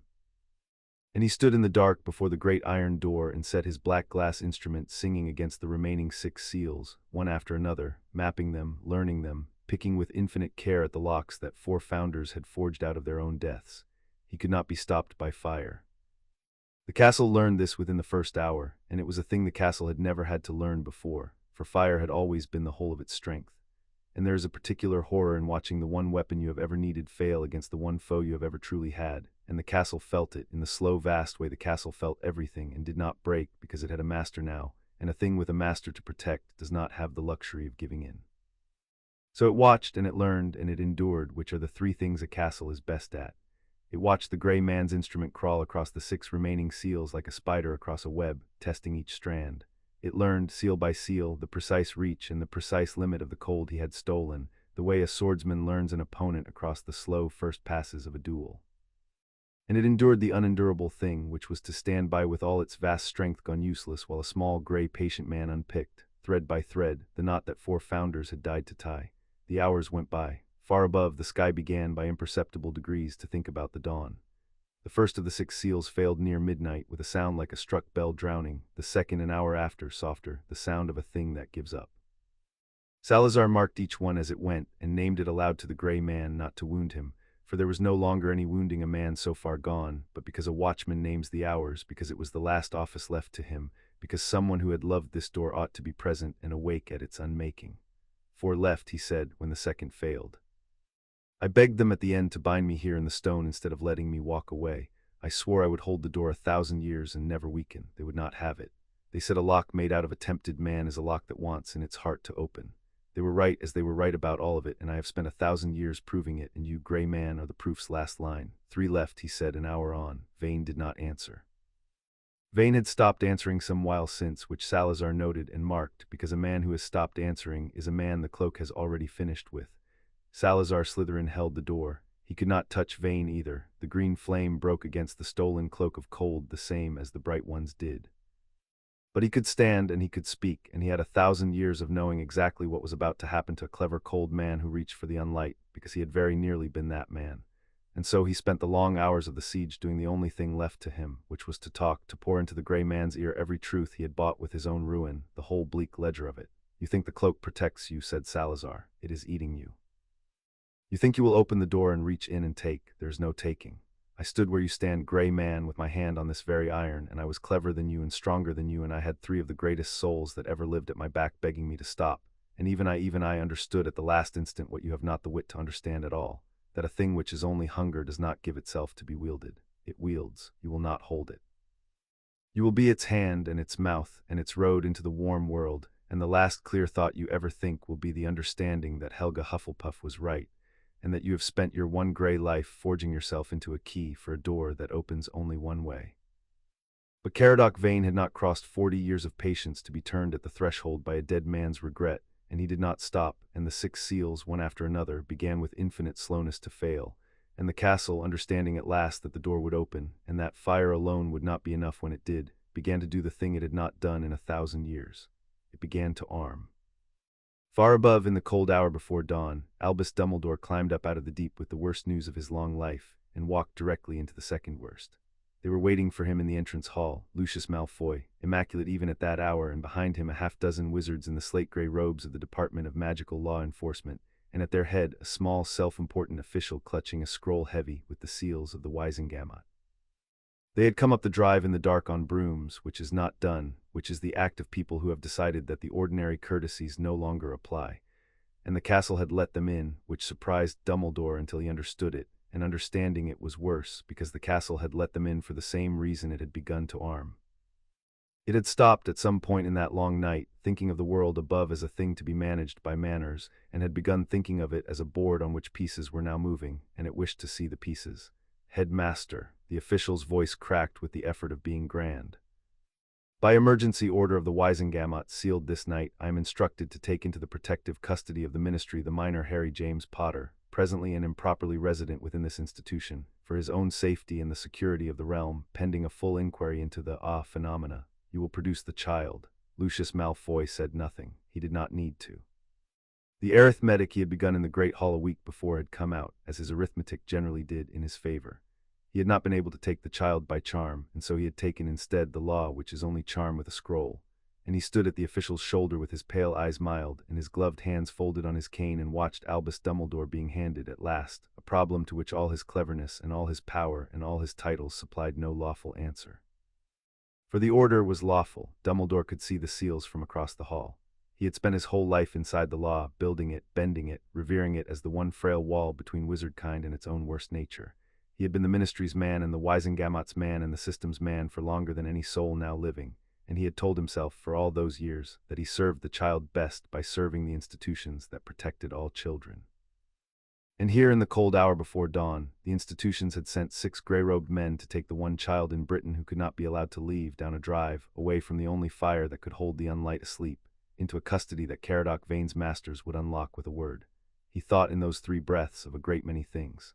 He thought of a doorstep in Surrey and the careful, cruel arithmetic that had left a child upon it, an arithmetic he had been so very sure of. He thought of every compromise of a long political life, every occasion on which he had served the lesser wrong to forestall the greater, every time he had told himself that a man who wishes to do good in the world must keep his hands upon the levers of it and must therefore, now and again, do as the levers require. He had built his whole long life upon the faith that the institutions of his kind, for all their faults, were the one wall that held back the dark, and that faith had served him, and the world well enough through a war and the long bruised peace after it. But the institutions had never once, in all that time, been asked to choose between their own procedures and the actual life of an actual child standing in the actual path of the actual dark.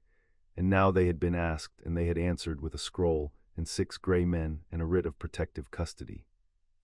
And Albus Dumbledore understood, with the cold clarity of a man watching his own foundations wash quietly out to sea, that the wall he had served his whole life was, in the single instance that had ever truly mattered, standing on the wrong side of the door. Albus Dumbledore looked at the lawful scroll, and at the 6 gray men, and at Lucius Malfoy's mild and patient face, and he made, in the space of 3 slow breaths, the choice that he had been circling his whole life and had always, found a clever reason to avoid. The choice between the law he had served and the child he had failed. And he chose the child, and in choosing felt something come loose in him that had been bolted down for 100 years, some last cord of his belief that the world could be managed from a high tower by a wise enough man, and the breaking of it was a loss and a freedom in equal measure. No, said Albus Dumbledore. The word fell into the cold hall the same way the child's no had fallen a week before, and the official blinked at it, because officials are not, as a rule, told no by men holding fewer scrolls. Headmaster, you will understand that refusal to comply with a sealed order of the Wisengamot is— I understand perfectly, said Dumbledore, and his voice was gentle, and it filled the hall the way the founders filled it, and the 6 gray men shifted on their feet. I understand that you have come in good faith and bad law to carry a 5-year-old child away from the single place on this island where he is safe and into the open arms of a danger you cannot conceive of, and I have only this night begun to. I understand that the scroll in your hand is lawful, and that the law it invokes was made by frightened people for sensible reasons, none of which apply because none of them knew what sleeps beneath this castle, and I did not either until it was very nearly too late. And I understand, gentlemen, that I am about to do a thing for which there is no precedent and no defense and no forgiveness in any court you can name, which is to stand between the ministry of magic and its lawful order in arms in the house of which I am master and which is, I have lately learned, very far from being only mine. He drew his wand slowly and held it loosely at his side, which from Albus Dumbledore was a more terrible thing than any flourish. The child stays. Take your scroll back to the Wisengamot and tell them that Albus Dumbledore has gone mad at last, as they have long expected, and barricaded himself in his school with the child who lived in a great deal of fire. Tell them anything you like, but you will not take him, and if you are wise, which the wise among you will be, you will not try, because you are not, this morning, the most dangerous thing in this hall, and I would so dislike to have to demonstrate it. It might have come to Wandfire then, 6 against 1 in the cold entrance hall, and the histories might have recorded a very different and much shorter end to this tale, but it did not, because at that moment the castle, which had been listening, declined to permit it. The great doors of the entrance hall swung shut and sealed. The torches flared from gold to a deep and warning crimson, the color the castle had never shown before and would show, after this, only in war. And from the walls, all down the hall, the suits of armor stepped from their plinths, all of them, the whole 44, not jerking and wrong as the unmade one had moved, but smoothly, terribly, with the long iron purpose of soldiers who have slept 1,000 years at their posts and have at last been called. And they formed up rank on rank between the 6 gray men and the stairs that led up to the tower where a child slept, and they lowered their visors and they drew, from sheaths that had held them since the founding, 44 swords that burned along their edges with 4-colored fire. The official dropped his scroll. I would take that for an answer, Dumbledore advised him, not unkindly, into the ringing silence. The castle's not mine, mine you might argue with. The castle does not argue. It has been 1,000 years asleep, gentlemen, and it has woken in a temper, and it has decided, for reasons entirely its own and quite beyond my authority to overrule, that the child is its own. And I have learned this week, at some cost to my dignity and rather more to my certainty, that there is no power in Britain, my own emphatically included, that can change the mind of Hogwarts once Hogwarts has made it up. Go home. There is nothing for you here but a war you do not understand and cannot win, against an ally you did not know you had, on behalf of an enemy you have never heard of. Go home and bar your doors and pray, if you remember how, for if we fail down here in the dark this morning, the scroll and the Wisengamot and the whole of the manageable world will not outlast us by a week. They went. Even Malfoy went, though he went last, and slowly, and at the door he paused, as he had paused before, and looked back. But this time he did not look at the child, who was not there, and he did not look at Dumbledore. He looked at the 44 burning swords, and at the crimson torches, and at the sealed and arming castle, with the expression of a man who has gambled on a horse and watched it turn, in the last furlong, into a dragon. And whatever arithmetic he did then in the cold doorway he kept to himself, and took it home with him to his cold great house, and we will not see him again in this tale, though the wizarding world would see a great deal of him in the years to come, and would have cause more than once to wish that the castle of Hogwarts had been a little less thorough in teaching Lucius Malfoy, that morning, the precise size of the things that a clever man does not understand. Albus Dumbledore stood in the sealed and crimson-lit hall after they had gone, an old man who had just, in the space of one cold morning, set fire to 100 years of carefully tended position, and he found that he did not regret it, and found that the not regretting was itself a kind of vertigo, the giddiness of a man who has stepped off a cliff he has stood upon so long that he had forgotten it was a cliff. McGonagall came down to him then. She had left the child sleeping under the castle's heaviest guard, because there was nothing further she could do in the tower, and a great deal she needed to know in the hall, and she had heard the last of it from the stair. You defied the Wisengamot, she said. It was not a reproach, it was very nearly the opposite. I defied the Wisengamot, Dumbledore agreed. I expect they will want my head and my chair and a good number of my more impressive titles, and they are welcome to every one of them, Minerva, and I find the prospect oddly restful. I have carried those titles a very long time. I had begun to mistake them for myself. He looked up the long burning road of staircases toward the deep where the worst of the morning waited. It will not be enough, you understand, the defiance, the barred doors. I have bought the child his safety from the ministry, which is the very smallest of the dangers facing him this morning, and I have bought it at the price of every lever I once held, and it will still not be enough, because the true danger is below, and against the true danger I am, for the first time in my life, only a man with a wand and not a notably useful one. The fire does not answer me. The castle does not obey me. The single hand that can do what must be done this morning belongs to a 5-year-old asleep in a tower, and all that you and I can do, Minerva, the two most accomplished sorcerers in this castle, is to walk down beside him into the dark and be ready to die well, which is, I have lately discovered, the whole of what wisdom finally comes to once the cleverness has run out. McGonagall was quiet a moment. Then she said, then we walked down beside him, as though it were the simplest thing in the world, which it was, and which was why she had always been the better of the two of them at the things that finally mattered. Harry woke to a castle at war. He knew it before he opened his eyes, the way he had always known the temper of a house before he opened his eyes, a survival skill learned in a place where the temper of the house decided the shape of the day. And this house was bracing for a blow, and arming, and the two together made a feeling in the warm stone like a held breath before a blow. He sat up in the grown bed under the unnecessary blankets, and the carved wooden lion was in his hand, and the 4 founders were there, all 4 of them in his room in the cold hour before dawn, present as they had never been present before, gold and silver and amber and green standing about his bed like the 4 posts of it. And Harry looked at them, small in the vast bed, and asked the question he already knew the shape of the answer to. He's going to open the door, isn't he? And the only thing that can stop the thing that comes out is the fire. And the only one who can make the fire do that is me, so I have to go down to the heart of it, to the big hearth, the strongest fire. Because that's the only place close enough to hold the door when it breaks, and that means going down toward him, toward the dark, where it's waiting. He looked from one founder to the next, gold to silver to amber to green. It's a trap. He can't get up here to take me, the castle's too strong, so he's making it so I have to come down to him, to save everyone. He worked it out so the only way to stop him needing me is to give him me. His 2 old eyes were very steady in the 4-colored light. That's clever, that's really clever. He's clever like the green one said, like Salazar was. And Salazar Slytherin in the cold and the green said the thing that he had come up out of the deep against all his penance to say, and the saying of it was the hardest thing he had done in 1,000 years, harder than the leaving, harder than the watching, because it was the truth, and the truth would send a child he had come to love down into the dark. Yes, said Salazar, and the green flame was very low. It is exactly that clever, and it is exactly that true, and I will not lie to you, little keeper, not now, not ever. The others would soften it, and I will not, because you are about to do a brave thing, and a brave thing deserves to be done with open eyes. You do have to go down, there is no one else. The fire answers no other hand, and the door is failing, and when it opens, the only thing in this world or the one below it that can hold the hunger from pouring out into the warm is the 4-flame fire, freely lit, freely held by you, and the gray man knows it, and he is waiting. So yes. You must walk down into the dark, to the very place your enemy has prepared for you, because it is the only place you can do any good. And that child, that exact and terrible arithmetic, is what it has always meant to be the keeper of this fire, and it is what it meant for the 4 of us, and it is the thing I could not bear at the last, which is why I walked away, and let the fire die rather than spend my life walking down into the dark for people who would never know my name. The green flame guttered, and what was in it was 1,000 years deep, the low sound of one who has understood far too late the precise dimensions of his own old cowardice by watching a 5-year-old prepare to do better. Do not be me, Harry, that is the whole of what I came up here to say. When the dark asks everything of you, do not do what I did. Walk down, I will be there. For whatever a coward's ghost is worth, this once I will be there. Harry looked at the green flame for a long moment, the founder who had run, the founder who had spent 1,000 years sorry. And then he did a thing that none of the 4 expected, a thing that rearranged something very old in each of them.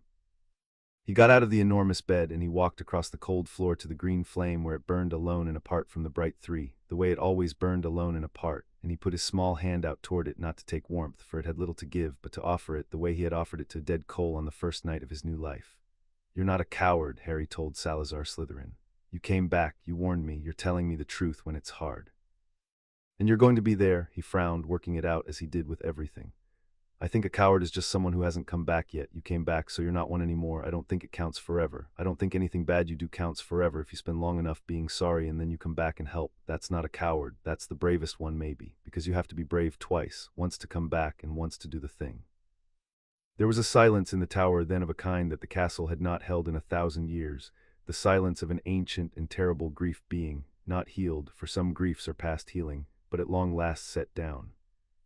And the green flame flared once, brighter than it had burned since the founding, and in the flare, for the space of a heartbeat, Harry saw him, truly saw him, the 4th founder, a tall dark man with a clever sorrowful face and eyes the green of deep water, looking down at the child with an expression that 1,000 years of cold had never once permitted him.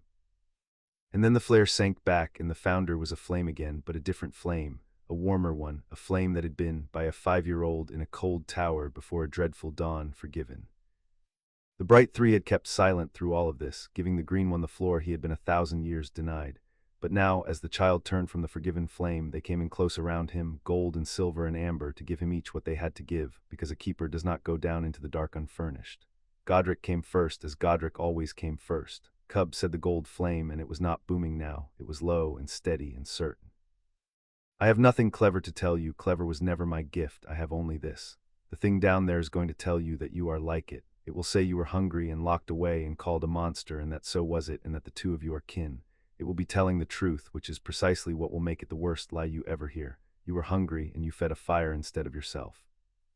That is the whole of the difference between you and the thing in the dark, and it is the only difference that has ever mattered anywhere, and it is enough. When it tells you that you are the same, you look it in its stolen eyes and you say, "No, we are not the same. I gave mine away. Hold to that, and the fire will hold to you." Rowena came second, cool and clear. "It will try to make you give up," she said, "because giving up is the cold it climbs, and it is very old and very practiced at it, and it will show you the truth that the fire must be kept forever, and that no child should ever have to keep it, and that none of this is fair, all of which is true, and none of which is the point. The point is not whether it is fair. The point is only whether the fire is lit. Do not argue with it, child, you will lose, for it has had 1,000 years to sharpen its arguments, and you have had 5. Only keep the fire lit. A made thing does not require its maker to feel hopeful. It requires only that the maker not let go, so do not let go. That is the whole of the wisdom there is at the bottom of every well I ever dug. Do not let go." Helga came last, and Helga gave him no lesson at all. She wrapped him round one final time in the amber warmth that meant supper and a worn bench and a roof and a hand laid on a hot forehead, all the warmth he had been starved of for 4 years and given without stint for one, and she said only, "Come back. That is the whole of my counsel, love. The others will tell you how to win, and they are right to. I want only that you come back. Whatever it costs you, whatever it offers you, you come back up these stairs to me, because there is soup, and there is a bench with your name worn into it now, and there is a very long life of being loved that you have only just begun, and that I will not have that thing in the dark cheat you out of. Win if you can, but come back. Promise me you will try to come back." "I'll try," said Harry, and he meant it, which was the only promise he had ever been able to make, and the only kind that was ever worth the making. "Now," said Harry, and he picked up the wooden lion, and he turned to the bright three, and to the castle all around him, and he was 5 years old, and he was going to walk down into the dark to meet the thing that wanted to eat the world, and his voice did not shake, because he would not let the cold be the one to choose. "Let's go and light the fire," the castle answered. It had been arming all the long night, quietly in its deep places, and now, as the master rose and chose the dark, it finished, and the finishing of it was the most tremendous thing that had happened beneath that roof in 1,000 years. Every torch in the castle went crimson, every door that could be barred. The staircases locked themselves into a single unbroken road from the tower to the deep, the road the master would walk, and lined it with the 44 burning swords. The gargoyles on the high roofs, which no living soul had ever seen so much as twitch, unfolded their stone wings and dropped from their perches into the dark sky and wheeled, screaming, down to ring the hill. The great doors of the great hall opened, and the founder's 4 pillars, the lion and the eagle and the badger and the serpent, tore themselves from their bases and walked, shaking the castle to its roots, to take their stations on the road. The very stone of the walls grew warm and then hot, and then began, faintly, to glow, 4-colored from within, as the castle poured the gathered warmth of 1,000 years up out of its foundations and into its body and made of itself, at last, the thing the founders had built it to be, and it had forgotten it was. Not a school, not a marvel, not a sleeping wonder, but a weapon, the greatest weapon ever forged on the island, a fortress with a soul and a temper and a 1,000-year grudge, waking into its full and dreadful strength to defend the one small warm thing that had reached into its dead heart and loved it back to life. It did not stop at its own stone. The grounds woke with it. The whooping willow, that ancient bad-tempered sentinel, left off its idle malice and turned, every branch reaching the one way, toward the hill, and waited, a thing that had been planted, though it had long forgotten, as an outer ward. In the black loch the water stirred, and the things that lived in its cold deeps, the grindelows and the great squid and older things that had no names because the namers had not survived the making of them, rose toward the surface and ringed the shore, facing inward, facing the hill, because the loch had been the hunger's first larder, and the loch, in its dim enormous way, remembered, and had hated the cold beneath it for 1,000 years.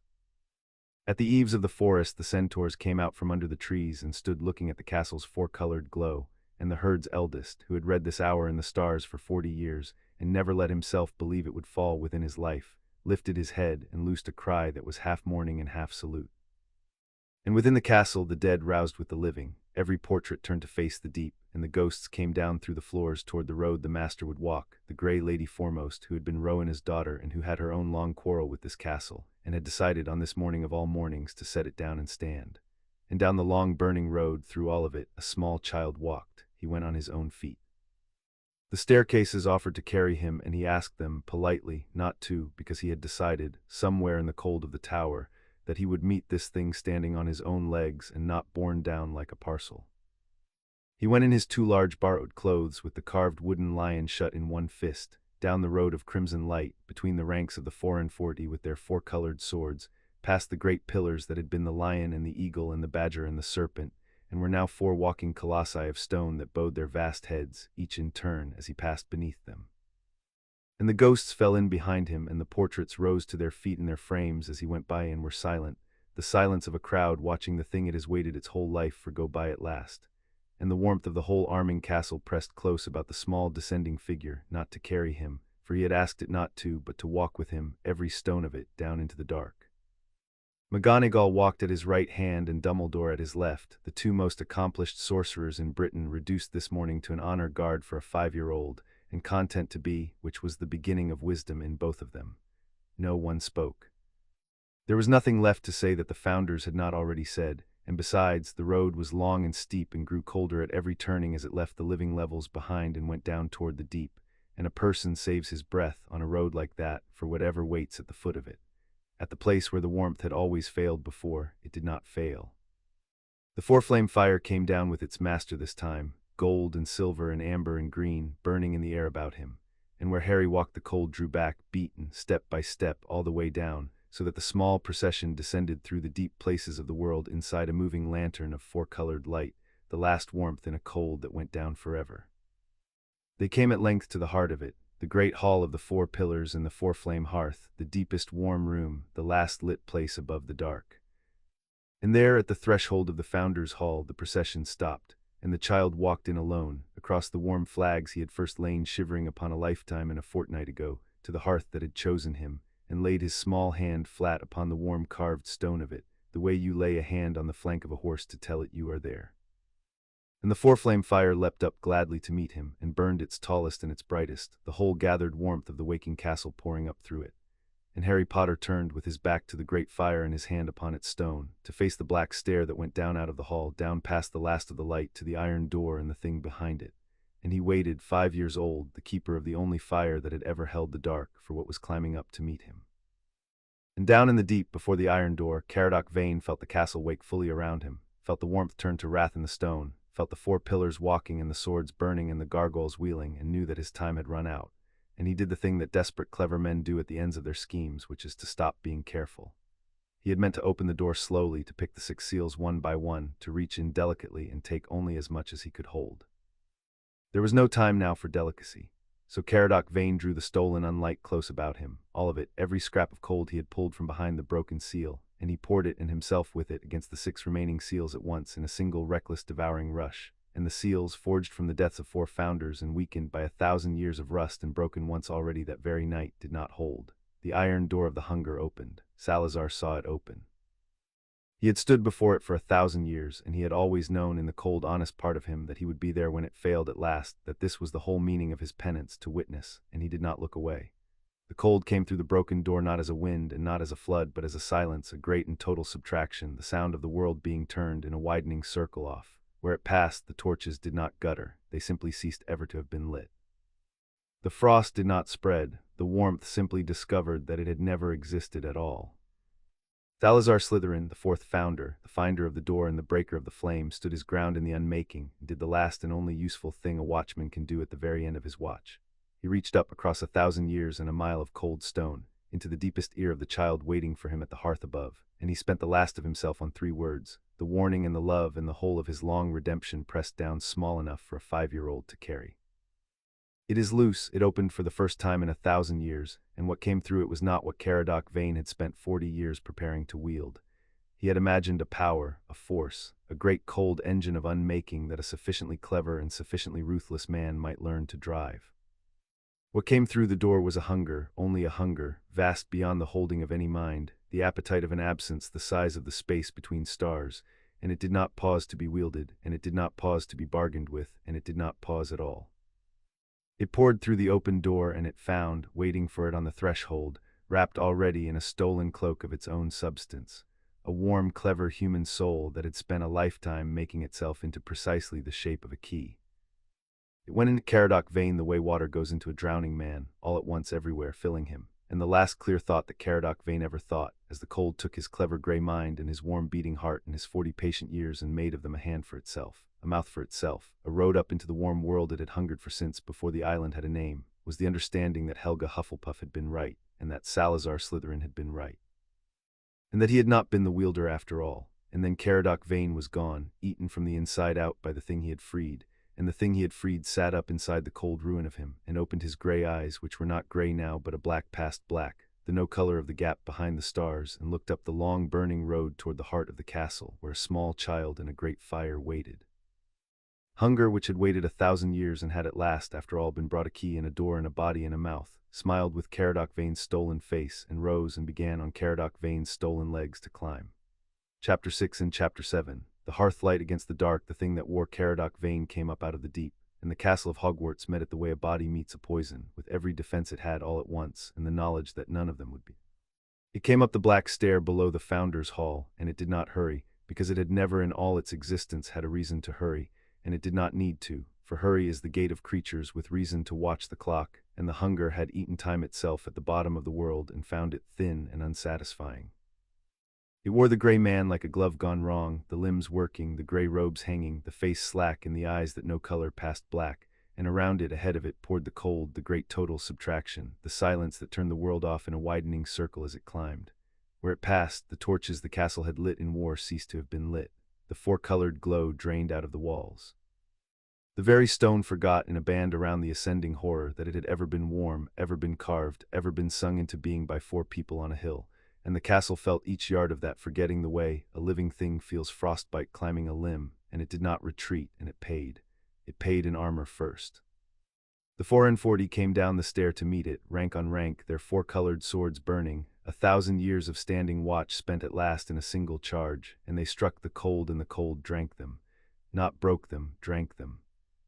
One by one, as the burning blades came down, the iron of them went grey and then white and then sighed into the fine pale dust that was the hunger's only leavings, and the swords with them, the 4-colored fire guttering out as the hands that held it ceased to have existed, and the long pale drifts of them lay on the stairs in the shapes of fallen men, 1,000 years of sentinels unmade in the climbing of a single flight, but they bought seconds.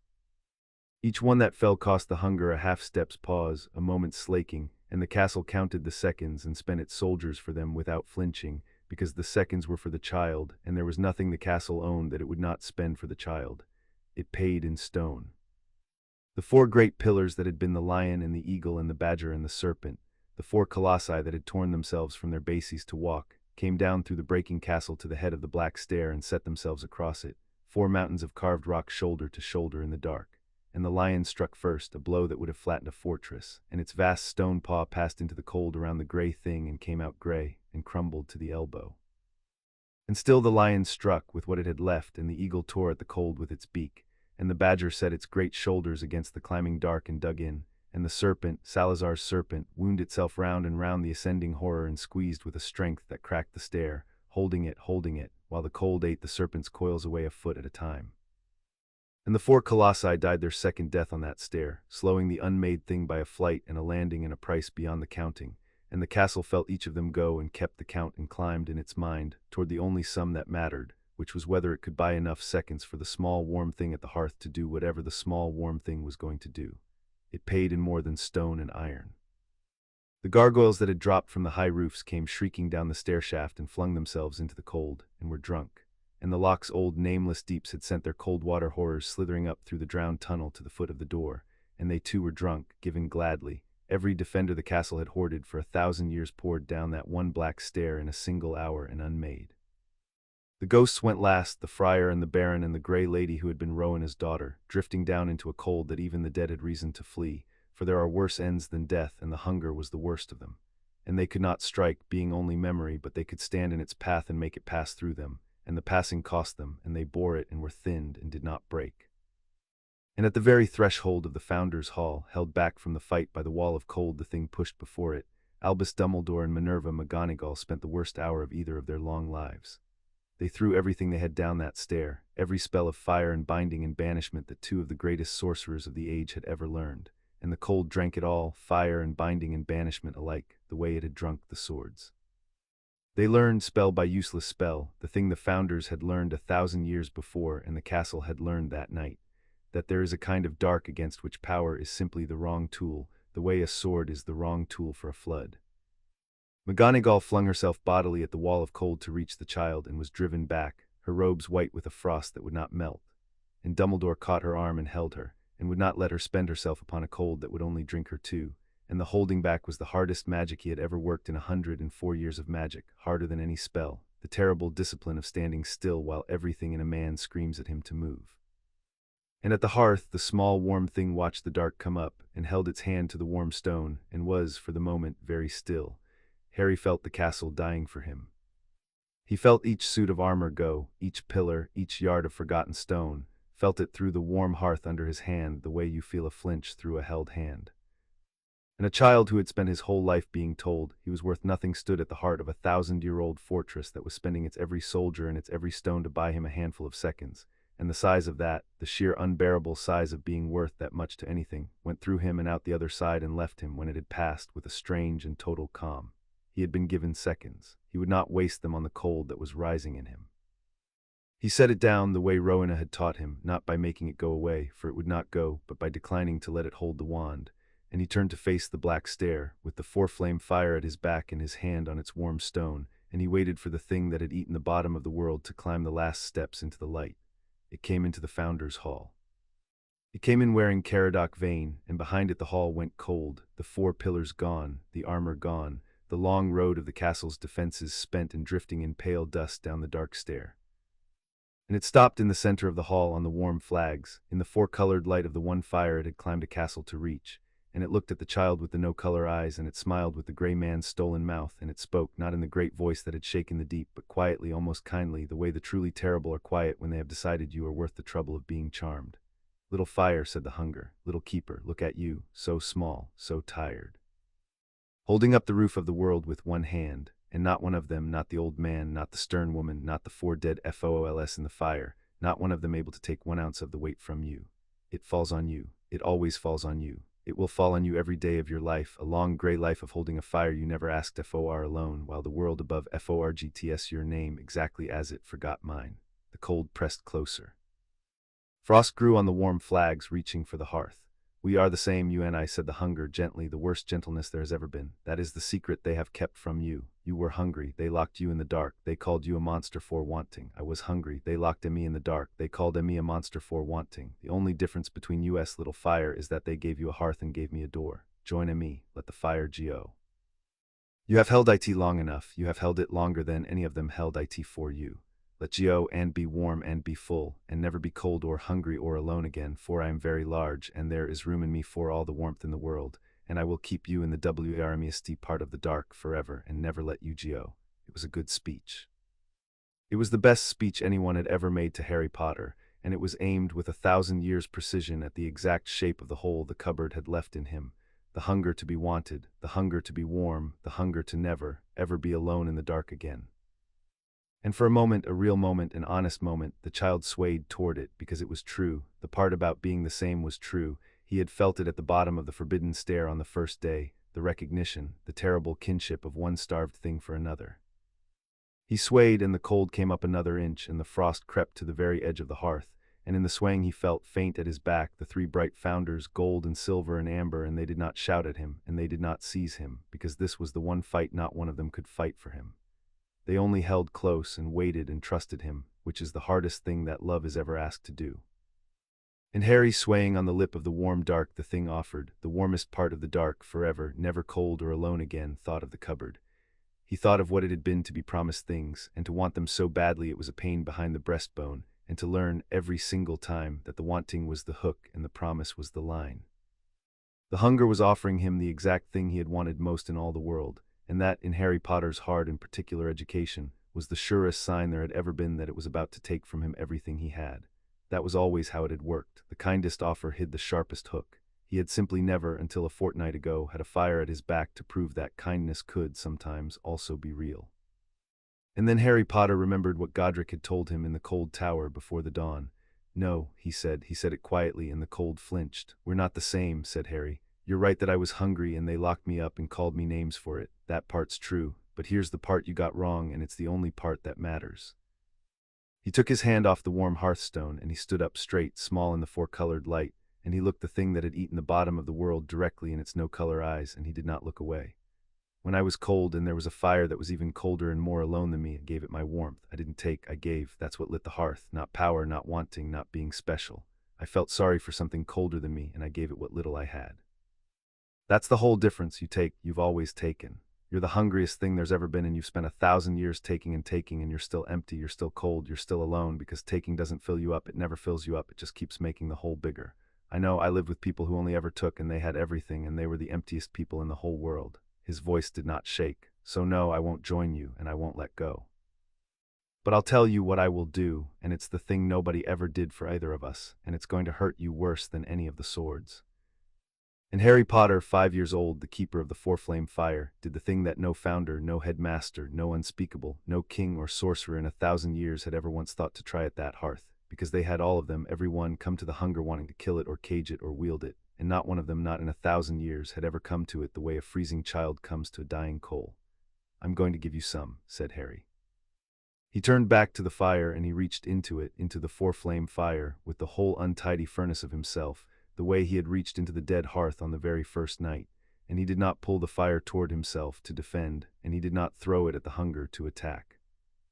He gathered it up, all four flames, gold and silver and amber and green, the whole gathered warmth of the waking castle and the four founders and his own small, fierce, generous heart, and he turned and he held it out open-handed to the thing in the dark, and he gave it away. "Here," said Harry to the hunger. "You're cold. I know what cold is. Have some. It's all right. Nobody should be cold who doesn't have to be, not even you." The hunger recoiled. It recoiled because it did not have the first idea what to do. It had been fought and it knew fighting. It had been buried and it knew burial. It had been coveted and it had eaten the coveters. It had 1,000 years of perfect answers to every weapon and every wall and every greedy hand the warm world had ever raised against it. It had no answer at all for a 5-year-old holding out warmth and saying, "Have some." The warmth came at it not as a weapon which it could have drunk, and not as a wall which it could have gnawed, but as a gift, freely given, expecting nothing, asking nothing, wanting nothing back. And a gift is the one thing in all of creation that a hunger cannot consume, because the instant warmth is given freely it stops being a thing to be taken and becomes a thing that is shared. And a hunger has no mouth for sharing. A hunger has only a mouth for taking, and the warmth poured into the great cold absence and did not get eaten. It got received, and the absence, for the first time since the foundations of the world, began, horribly, wonderfully, against its own ancient nature, to fill. It is a difficult thing to describe, what it is for a hunger to be fed against its will, because nothing else in all of creation has ever undergone it. But it was, perhaps, something like what a drowning man feels when the water he has fought turns, impossibly, to air, the struggle and the deliverance indistinguishable, the whole frantic machinery of survival left suddenly with nothing to do. The hunger thrashed. It had spent 1,000 years organized entirely around its own emptiness, and the emptiness was the very thing being taken from it, and it did not know how to be anything that was not empty, and it fought the filling the way a man too long imprisoned will sometimes fight the opening of the cell, because the cell, however terrible, is the only self he has left. But the warmth kept coming, patient and unhurried and free, a child's warmth, asking nothing back, and there is no defense that has ever been devised in all the cold libraries of the dark against being given a thing with no strings tied to it. So the great absence thrashed and was filled, and thrashed the less for being filled, and was filled the more, but it was vast.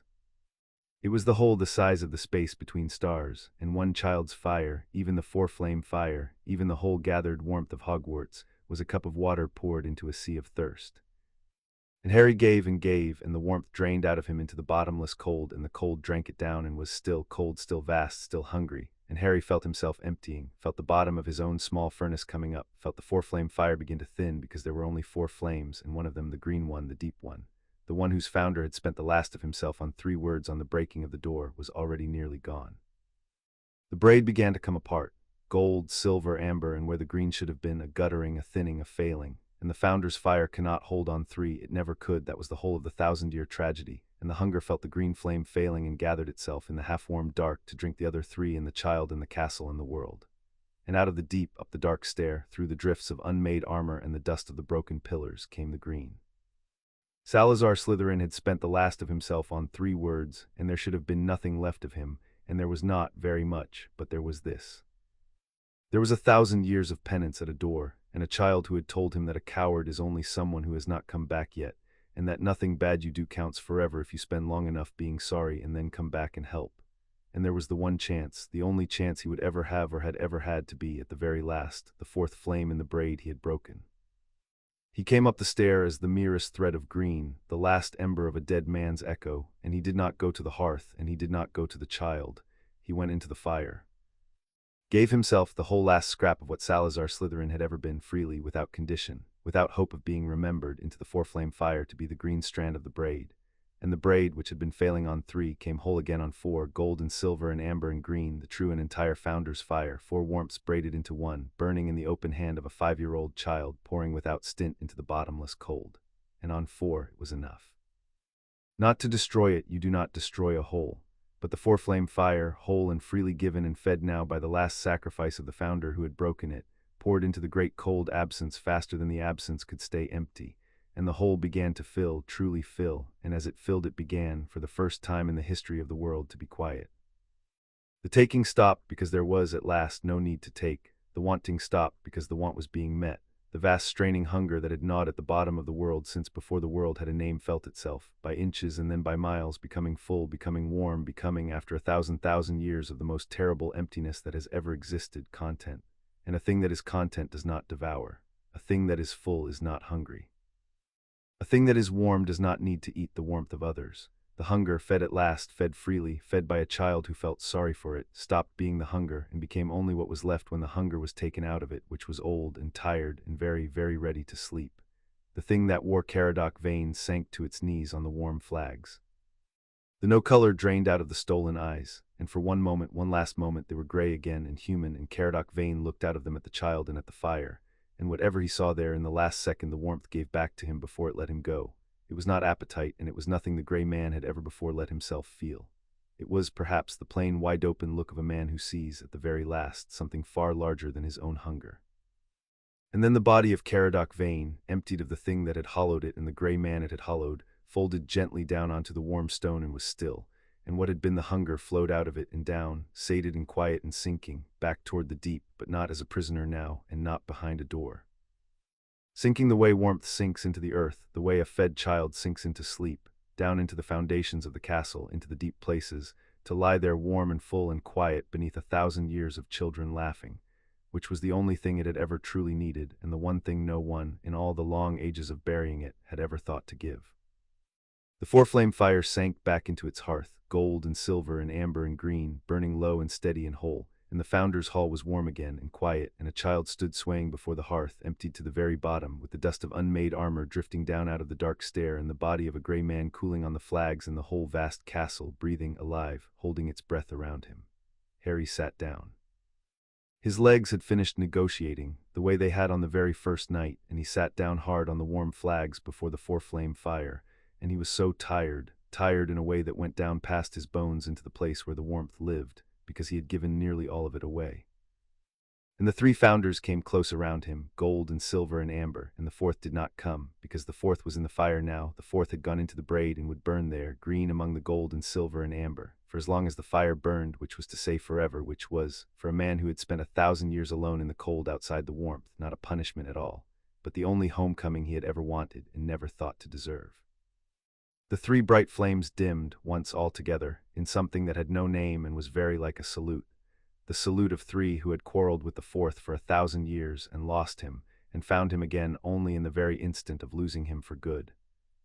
And Harry, emptied and swaying, felt the green go into the fire and understood what it had cost and what it had bought, and he reached out one last time, not with warmth, for he had none left to give, but with the only thing he had, which was to say so. "Thank you," he whispered to the green strand in the fire, the way he had once whispered it to a dead coal on the first night of his new life. "You came back, you were the bravest one, I told you it counts." And the green flame, burning now among the gold and the silver and the amber, home at last in the braid it had broken, flared once softly in answer, And if a thing with no face and no voice can be at peace, then Salazar Slytherin in that fire in that moment, after 1,000 years in the cold, finally was. McGonagall reached him first. She had been held back from the hall by the cold and the unmaking, she and Dumbledore both, helpless at the threshold through all of it, the two most accomplished sorcerers in Britain reduced to witnesses. The instant the cold released the doorway, she was across the hall and on her knees and gathering the swaying child up off the warm stone, lion and all, her hands going over him the way a healer's hands go, looking for the harm, finding none because the fire never harmed him, finding only a child emptied of warmth and needing, more than anything a healer could give, to be held. I came back, Harry told her into her shoulder in a small and very tired voice. I said I'd try, I tried, I came back.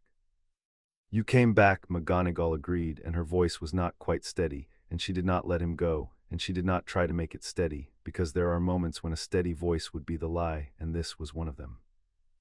Albus Dumbledore came and stood over the body of Caradoc Vane, and looked down at the grey ruin of a man who had wanted the worst thing in the world and got it, and been, at the very last, given back to himself for 1 second before the end. And the most powerful wizard in Britain, who had come down into the deep that morning with a wand he had known to be useless and the intention of dying well, found that he had not been called upon to die at all, that the whole of the thing had turned in the end not on power, of which he had more than any man living, but on a kind of generosity that he was honest enough to admit he was not at all sure he possessed, and had certainly never thought to try against the dark. And he stood there a long moment, an old man learning, very late, the one lesson that had eluded 104 years of wisdom, which was that the cleverest thing is not always the wisest thing, and that the wisest thing, more often than the clever like to admit, is also the kindest. Minerva, he said at last quietly, I have spent my life believing that the dark is held back by power, by cleverness and vigilance and the willingness, when it is needed, to do hard and terrible things. He looked at the child in her arms, the small, emptied, generous child who had done the one thing none of them had ever thought to do. I find I have been wrong about that, too. It is a great many things to be wrong about at my age. I believe I shall have to start almost entirely over. And there was in his voice, under the weariness and the weight, something that had not been there in a very long time, something that was almost lightness, the lightness of a man who has set down a weight he did not know he was carrying, and finds the world, unburdened, larger and stranger and more hopeful than his long cleverness had ever allowed it to be. For a while no one moved. Founders Hall lay quiet in the four-colored light, the dust of the unmade settling, the body of the grey man still upon the warm flags, the great fire burning low and steady and whole, and the castle, which had spent everything it had, began very slowly to gather itself. Far up through its wounded body the torches it had let die came creeping back to light, one by one, the way feeling comes back to a numbed hand, pins and needles of gold spreading up out of the deep through 10,000 dark brackets.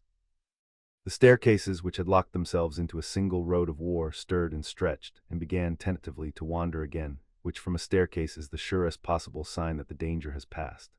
And in the high cold places the first of the new armor was already forming, the castle drawing iron up out of its own deep veins to replace the 44 it had spent, because a house that has learned it can be made to bleed does not, if it is wise, remain long unarmed. Harry lay in McGonagall's arms and watched the torches come back, too tired to lift his head, warm to the bone now that the giving was done, the four-flame fire pouring its warmth back into him as fast as he had poured his own into the dark, filling him the way he had filled the hunger.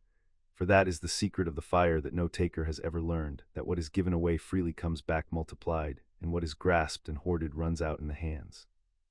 The three founders settled close, gold and silver and amber, and they did not speak, for there was nothing left to say that the warmth was not already saying, and the green strand burned bright among them in the hearth, and the deep below lay quiet, and the worst night in the long history of the castle was over, and the castle had won and had paid for the winning, and would, like all who win and pay, carry the marks of it forever, and be, because of them, more wholly itself than it had ever been. They carried the child up out of the deep, for the last time, into the morning. It took the wizarding world some weeks to decide what had happened, and rather longer to decide what to do about it, and in the end it did what large frightened institutions generally do when confronted with a thing entirely outside their experience, which is to hold an inquiry, fail to reach a conclusion, and quietly agree never to speak of it again. But the world is a leakier thing than its committees, and stories are harder to bury than founders, and though no official account of that summer was ever written down, a rumor went out from Hogwarts that would not be called back, passing from owl to owl and hearth to hearth across the island, and growing in the telling as such things grow, until in the cottages of the West and the long cold halls of the old families it had become a kind of prayer, half blessing and half warning, that the castle had woken. That it had taken a child for its own, and that the oldest dark in all of Britain had been put back to sleep, this time not by a sword, nor a spell, nor any great and terrible sorcerer, but by a small boy who had felt sorry for it, The wise, hearing it, did not entirely believe it. The wiser believed every word. The emergency order of the Wisengamot was rescinded, on the grounds that it had never, strictly speaking, been wise. The matter of Albus Dumbledore's defiance was dropped, on the grounds that a man who has just saved the world is awkward to prosecute and worse to convict. And the Department of Mysteries declined, in its usual manner, to comment on the disappearance of one of its unspeakables, a Mr. Caradoc Vane, who was recorded as having died in the course of his duties, which was, for once, entirely true. Lucius Malfoy said nothing to anyone and paid for a handsome memorial to no one in particular and watched and waited and bided his cold, patient time as his kind do, but that is a tale for years that had not yet come. As for the child, the question of where Harry Potter was to live, which had set 3 committees quarreling and very nearly handed him to the dark, answered itself, in the end, the way it had always been going to answer itself, which was that no one took him anywhere because the castle would not permit it, and because there was no longer anyone with the standing or the stomach to argue with the castle. He stayed. There were arrangements, of course, there are always arrangements. McGonagall became, by a quiet adjustment of certain enchantments and certain documents that no one looked at very closely, the nearest thing to a mother the child had ever had, and Dumbledore, divested of half his titles and lighter for the loss of them, became something like a grandfather, the kind who is gruff and clever and turns up with the wrong present and means terribly well. And the castle became what it had always, since the first cold night, intended to be. His home, his guardian, his enormous fond, bewildered family, 400,000 tons of enchanted stone that had waited 1,000 years for someone to love and had found at last a small warm child to spend its terrible tenderness upon, and did so without restraint forever. The Founder's doors stood open now, all 4 of them, even the green. For Salazar's room, the deep cold room beside the door that was no longer a door, had warmed at last, the spring in it running clear and the green light of the deep roots glowing soft, and the children of the years to come would wander into it and never once know that the warmth they took for granted there had been 1,000 years in the coming. Godric's hearth burned for the cub who could hold a sword too heavy for him and would not put it down. Rowena's great clock ticked on for the head that saw the thing itself and not the name of the thing. Helga's kitchen fed him without end, on the principle, which she defended against all comers with tremendous vigor, that a child who has once been hungry must never again be left to wonder where his next meal is to come from. The castle had been a school and a prison and a marvel and a weapon, and now, for the first time in 1,000 years, it was permitted to be the thing the 4 of them had most wanted it to be on the day they sang it up out of the living rock, which was a home with a loved child in it. He grew up there. That is a long tale and a happier one, and it is not this tale. This tale ends where it should end, on a winter evening some months after the dark went down to sleep in the Founder's Hall before the 4-flame fire. Harry was lying on the warm hearthstones where he had lain on the first night, only he was not cold now and he was not alone, and nothing in the dark was coming for him. He was full of supper, which Helga had seen to, and warm to the marrow, which the fire had seen to, and pleasantly tired in the way of a child who has spent a whole day being a child, climbing things he should not have climbed and asking questions no one could answer, and being, in every particular, 5 years old. The carved wooden lion stood guard by his head. The 4-flame fire burned low and steady in the great hearth, gold and silver and amber and green, the green strand burning bright and content among the others, no longer alone, no longer in the cold, home at last in the braid he had once broken and had, at the very end, freely mended. And deep below in the foundations, the thing that had been the hunger slept the deep, warm, dreamless sleep of the fed, and would sleep so, the Founders said, for as long as the fire burned and the children laughed above it, which was to say as long as there was a Hogwarts, which was to say, very nearly forever. He had asked Helga earlier that evening, over the supper, the question that had been sitting in him since the dark went down to sleep, whether it would ever come back, the hunger, whether the fire would ever go out again, whether one cold night 1,000 years hence some other freezing child might have to do the whole of it over.